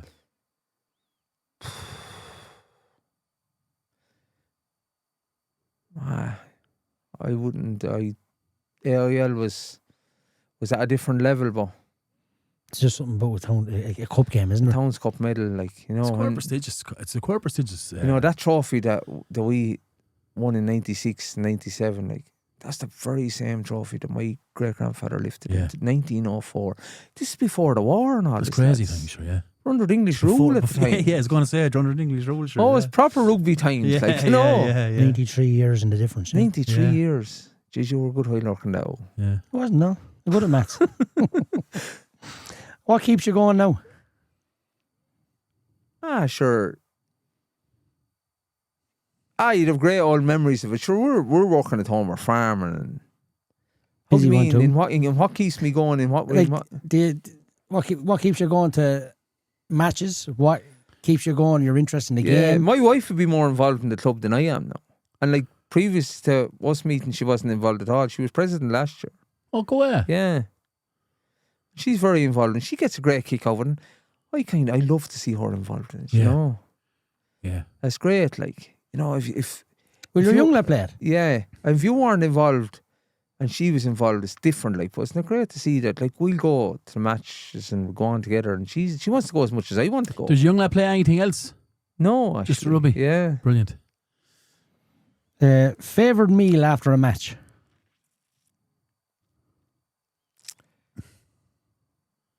Carlow was a good place for dinners. It was renowned for one of the greatest, the best place for dinners. God, I remember getting them bangers and mashing them up in the north one day.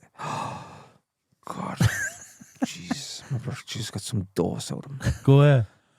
I remember I couldn't find the keys in my car, and in the walking home was 2.5 hours walking home. Fuck off. Fucking bangers and mash. Jesus, that's the worst one anyway. Real. What does that belong to them bangers and mash? With fucking onion gravy as well, probably. Oh. No, Up in the north with CYM, or wasn't CYM, it was some of them crowd. I remember I got a dart of food poisoning over it. Now, it wasn't McDonald's. One time we used to be coming out of the north, and you learn about nutrition. You'd have a bit of sterling left over. We all using it up in McDonald's. Yeah, get rid of it. You couldn't be fed that time, you know. God, I got some dose that night. Who would do the food after the games in Carlow? Obviously, he would have. John Holland used to do them that time. Oh, was it? Yeah. Merlin Caver. Yeah. He passed away there recently. He did. Yeah. Just remember one time a turkey went missing. Turkey went missing? Had a turkey done for a family the next morning. Actually, lads, one of the crowd in the club, and one of the boys and then he got the turkey the night before and brought it down with him, you know. Holland was hot now. He's fiery. Hot with drinking him. Yeah. Oh, was he? Yeah, but they were wondering where the turkey went. I told him I knew where the turkey went. But I told him 10 years after who took that turkey. Yeah. Mad. Go ahead. I remember he made a kick at me one night above over something. But I remember when I told him I had the hatch at the bar in front of me, that he couldn't hit me because I knew he'd fly. Yeah. You know, he was like a lad, like, you know, he hadn't. He's going to go. Yeah, he hadn't the red bandage on him like the horse or the red yoke, but like he flew one night. But so I remember having the hatch in front of me. So he couldn't get to you. And I told him who took the turkey. Jeez, he lost the head. The man was gone 10-year-old at club at the time, you know. Pitch you love playing on the most? Like Thomond at the time, you know, and a far away pitch. Thomond was lovely. There was something special about that old place down there, you know. Good memories in it. Ah, yeah. Was that close to Thomond Park now? It's Thomond itself. It is Thomond Park, yeah. We were playing Shannon or Bows down there. Yeah, they were good. I like playing. Donnybrook is a good place too. And yeah. You know, it's a lovely, if you want a picturesque place to play rugby match, Trinity. In the middle of it. Go where? Yeah, and the mall buildings around it. Like really? In the middle of the college? Yeah. What's Trinity Gardens? Trinity, pop up Trinity College. Trinity College. Yeah, but in that beside Trinity Gardens, I went to a concert. Is it? And watch the stereophonics in it. There's like all buildings around it. You'd never ever like going to Trinity that much. You wouldn't. Never. No. Well, who does be in? It's just full anyway. Yeah. It's my wife went to Trinity. Trinners for winners, as she says. Trinners for winners. Different. It's the elite, isn't it? Yeah, it is. Academic elite. What was she practicing? Or what was she training? She's a teacher. Well, she's a journalist and a teacher. Yeah. But what's the one in Donnybrook? Bective Rangers, is it? Bective at one end and always there at the other end. Yeah, that's right. I remember. I think they own 25 and Leinster owns 50 or that. Yeah. Or they are few. Leinster trained there, sure. I remember I went to see Leinster train there a couple of times. Yeah. And Lansdowne back in this around 2005. The Leinster now, I would have been talking about when Matt Williams was a totally different animal to the Leinster now. Yeah. But sure, there was a big shift, wasn't there? Yeah, different mentality. There was a big shift, really. Like Munster beat them in 06 above in the Viva, like, or Lansdowne Road it was at the time. Like, they bet them by fucking. Oh, they bet them on. Jesus on the Jackman spoke about it. He played, I think. That was the Mark and the Sand, yeah. No, he played in the 09 one. Was the 09 one? Yeah.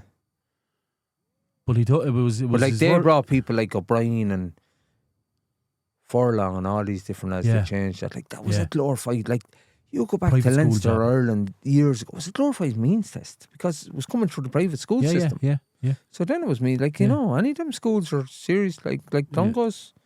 First year in Clongowes over 25 grand. Yeah. Fucking hell, some money, isn't it? Look well, Papa, and you eating the biros in it, wouldn't you? Gonna be a lot of biros in it. You're fucking joking me. Going around with ink on your teeth. That's all I'd have on it. You wouldn't be eating the biros up there. I'm eating enough at the moment. Biggest influence on your career?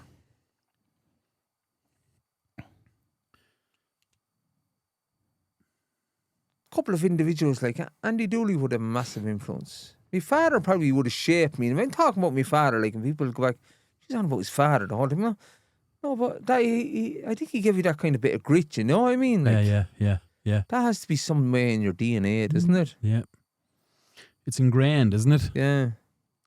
My mother would have it too. My mother would be Even though, like, when I say that I was afraid she'd come to Australia, genuinely was afraid she'd come to Australia because she'd be about her power, you know. She's mother first. As a mother, but like, there'd be a fair bit of resilience involved in there too, you know. Serious. Last 2 questions we ask everybody. Everyone gets these. If you were to know the absolute truth to one question, what question would you ask?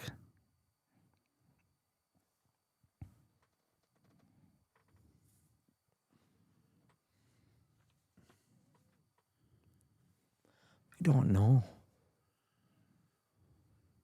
Tough one, isn't it? It's a great question. People probably goes into the afterlife end of it, does it? He asked me, and I was like, I'd love to know the truth about the JFK. Yeah, I said that was mine. He was like Neil Armstrong on the moon. Was he actually on the moon? Someone asked about Princess Diana. He was gone. He was missing for a while anyway, wasn't he, Armstrong? Yeah. Someone asked about Princess Diana. Yeah. Another one asked, was COVID real? Of course it was real. Yeah, it was real, all right. There's no doubt about that. But like the afterlife, I didn't even touch on it there. Now, would have good old faith enough now. Would you? Yeah. Would you be a church goer, mass goer, yeah? On and off, yeah. Wouldn't be regular. Yeah. Be queer. Faith's important though, I think, isn't it? Yeah, wouldn't have went now straight away when I got the news. Yeah. Wouldn't have been running down to the church. Yeah. Deliberately wouldn't have went. Yeah. Because it wasn't going to be, oh, jeez. Yeah. Oh, yeah. Give us a dig out here, like, you know? Yeah. But like, I would, and I think we probably have the greatest priest in Ireland in Father Dunphy. I'm fairly sure of that. Does a lot for the community, doesn't he? Yeah, and like, parish. Believe it or not believe it. I'm not getting into what the details were or anything, but like, Jesus, he gives out like there's a great vibe down there, isn't there? Yeah. You know, I wouldn't be a goer. But no matter what, whether it's mass or a wedding or even it's a lovely, it's the choir. I don't know what it is. It's just amazing. It's beautiful. Yeah. It's beautiful. Yeah. And like, I wouldn't go to, if I was going to mass now, it'd be to Greg. It wouldn't be to anywhere else. You know, bar was a funeral or something like that. Of course, yeah. Last one for you. If you were to enter a room with everyone you ever knew, who would you go to first?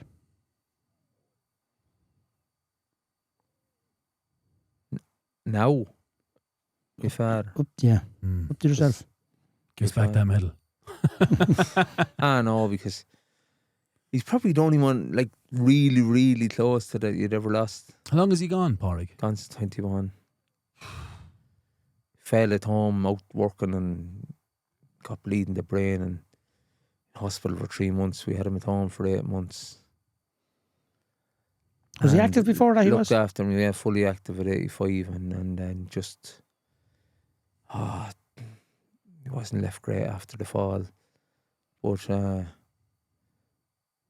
never showed any pain or anything like that. Jesus was like just cast iron to the end. 100% iron. Different level.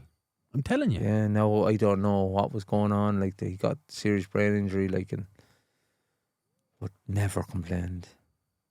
You know. What would you ask him? I don't know, just like to old chat with him. Well, yeah. I'll take the price of diesel. Yeah.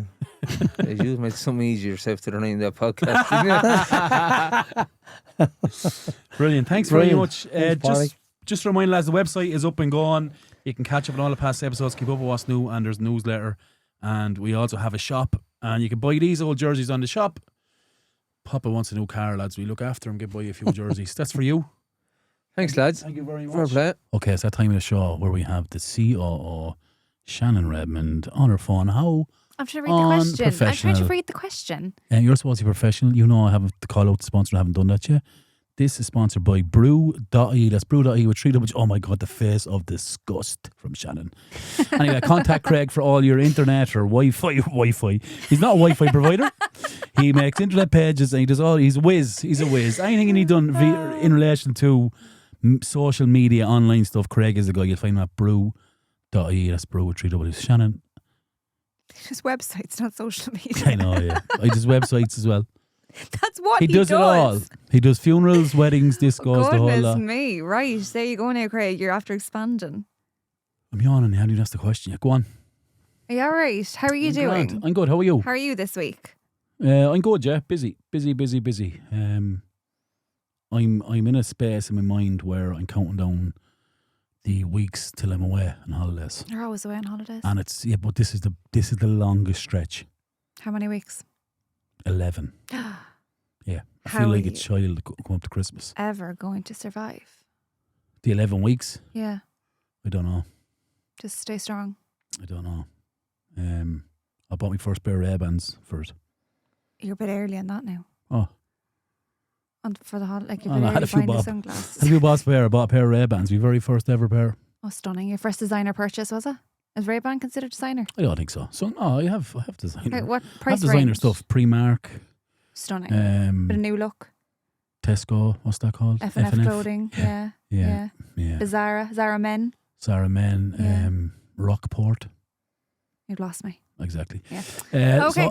So that's where I am. Anyway, what's the question? Okay, your question for today. Would you rather? I like the I like them as well, yeah. I like the would you rather. rather. Teeth for hair or hair for teeth?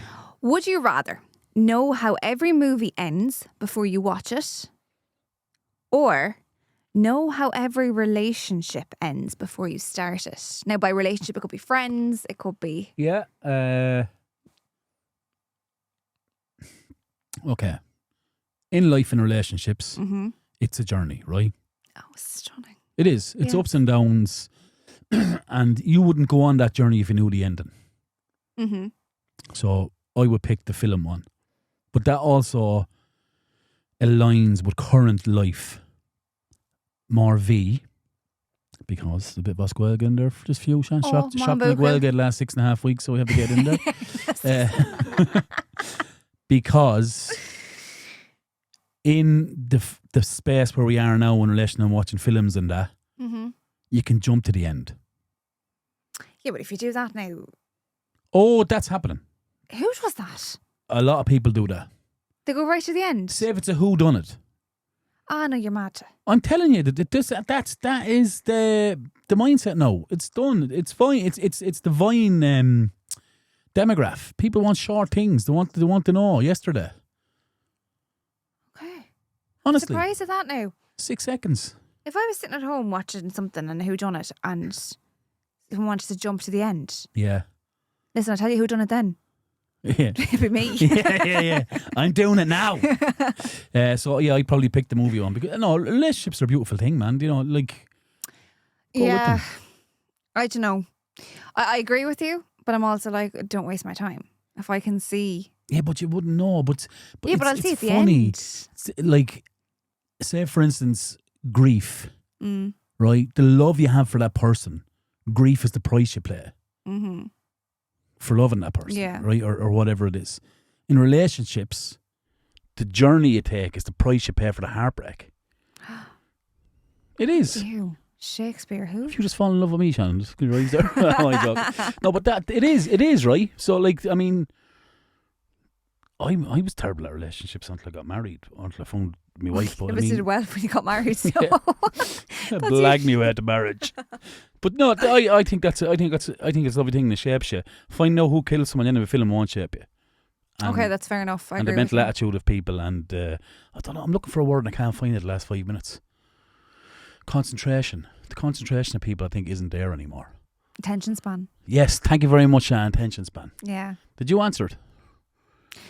I feel like you've swayed my answer. I feel like I just agree with you now because now I Okay. feel quite shallow if I'm like, no, I want to see the end of a movie. I fancy him a lot, but I want to know where we're going. Yeah, I think it's part of it. But women think they can fix lads as well, though, right? Yeah. Yeah. See, I'm just like, I hate time wasters. Don't waste my time. Yeah. But sure, how long are you going with Yanni? 6 years. Long time, right? It is. So like, So- I want that to be forever. So Yeah. if I get a view and I'm like, okay, look, we're like 93 there and he died. That's cute. I know he's not wasting my time then and we're going to be together forever and great. But like, if it's Yeah. like, fast forward to next year and... But you're skipping the journey. Yeah, but... You know, to 90. Do you think you live 93? I hope so. Mm. I even feel like by the stage we're 93 that would feel young. I think I'll be lucky to get past 60. Yeah. No, Podge, not in this day and age. Yeah, I think so. Not in this day and age, boy. I'm That's too afraid to go to the doctor. very well. Then maybe you need to start Yeah. going to a doctor. I could be in agony. Well, apart No. from the near-death experience I had there a few months ago, but In which this wasn't day a and near-death age, experience. In this day and age, 60 is very, very, very young. Oh, it's extremely young. Yeah. Absolutely, yeah. Sure, like 80 is normal now, right? I even feel like, I wouldn't say it's young, but I'm like, people can live longer than that. 80? Yeah. Yeah, it depends on your habits and like, it depends on your habits. My dad says that about 80. He's like, we'd be lucky to see 80. Yeah. I'm like, but that's in 30 years. You can't die in 30 years. Yeah. Because like, he's 50 now and he seems so young to me. Is your dad only 50? Maybe 55. 55, I think. Do you ever think about when that day comes? No, because I'll be in the ground with him. That's the truth. I will be in the ground with him. Forget it's about tough, it. Right? Yeah. No, I couldn't. I Like couldn't I even said, imagine that pain. It's the price you pay for the love. Oh, well, that just got very deep. Hope my daddy doesn't die. Thanks. He won't die. Never. They're telling me he's not allowed. Every day he's closer to death. He always tells me I have to die at some stage. I said, no, you're not allowed. Yeah. You're not allowed. I just love to go out peacefully. Yeah. Yeah, peacefully. Or someone shoot me around the head or something. Oh, well, that's not very peaceful. It is if it's like in the middle of the night and you're asleep. Oh. You wouldn't know. Okay. Someone's not sleeping today. Who done it? Yeah, who done it, yeah. I'll fast forward to the end of that for you and find out. Okay, thanks. That was our own journey, wasn't it? Yeah, that was beautiful. That was very... Thanks very much, Shannon. Get out. You ruined the moment. Such a lovely moment, you just ruined it. Thanks very much. All right, thanks very much for coming on. I want to wish you the very, very, very best. And I genuinely believe that you're going to get out the other end of whatever this is you're going through. Yeah. And but not on my own, no. But not on my own. Oh, with the circle of support you have. No, not on my own at all. Like massive support. And, yeah. You know, then people see, because you're not always you know, they have to deal with you when you're coming off them stories and you're a bit moody and things like that. So you're not always the easiest of times, you know. Yeah, I hear you. But do you understand it? I hope so. They do. Lads, here's the news that we have. This will be our last ever episode of the Hosey podcast due to unforeseen circumstances. Devastating, isn't it? Yeah, we have to pull the plug on it. But look, who knows? What are you going to do in your spare time, man? We're finished. Look at a picture of you and cry. I don't know what I'll do. I won't look at a picture of you. But more news to follow on that next week, lads. But unfortunately, this is our last ever episode. So thanks for all the support. Over that. And all the I barely got in. You just got in. Save the best till last. Anyway, again, this episode is proudly sponsored by Carlow Espinning. Thanks so much for all your support. For all your construction, tendering and Espinning needs, check them out, carlowespinning.ie and on their social channels. Lads, one last time. It's not my podcast. Not my podcast. It's Carlow's podcast. It's your podcast. Good luck and God bless.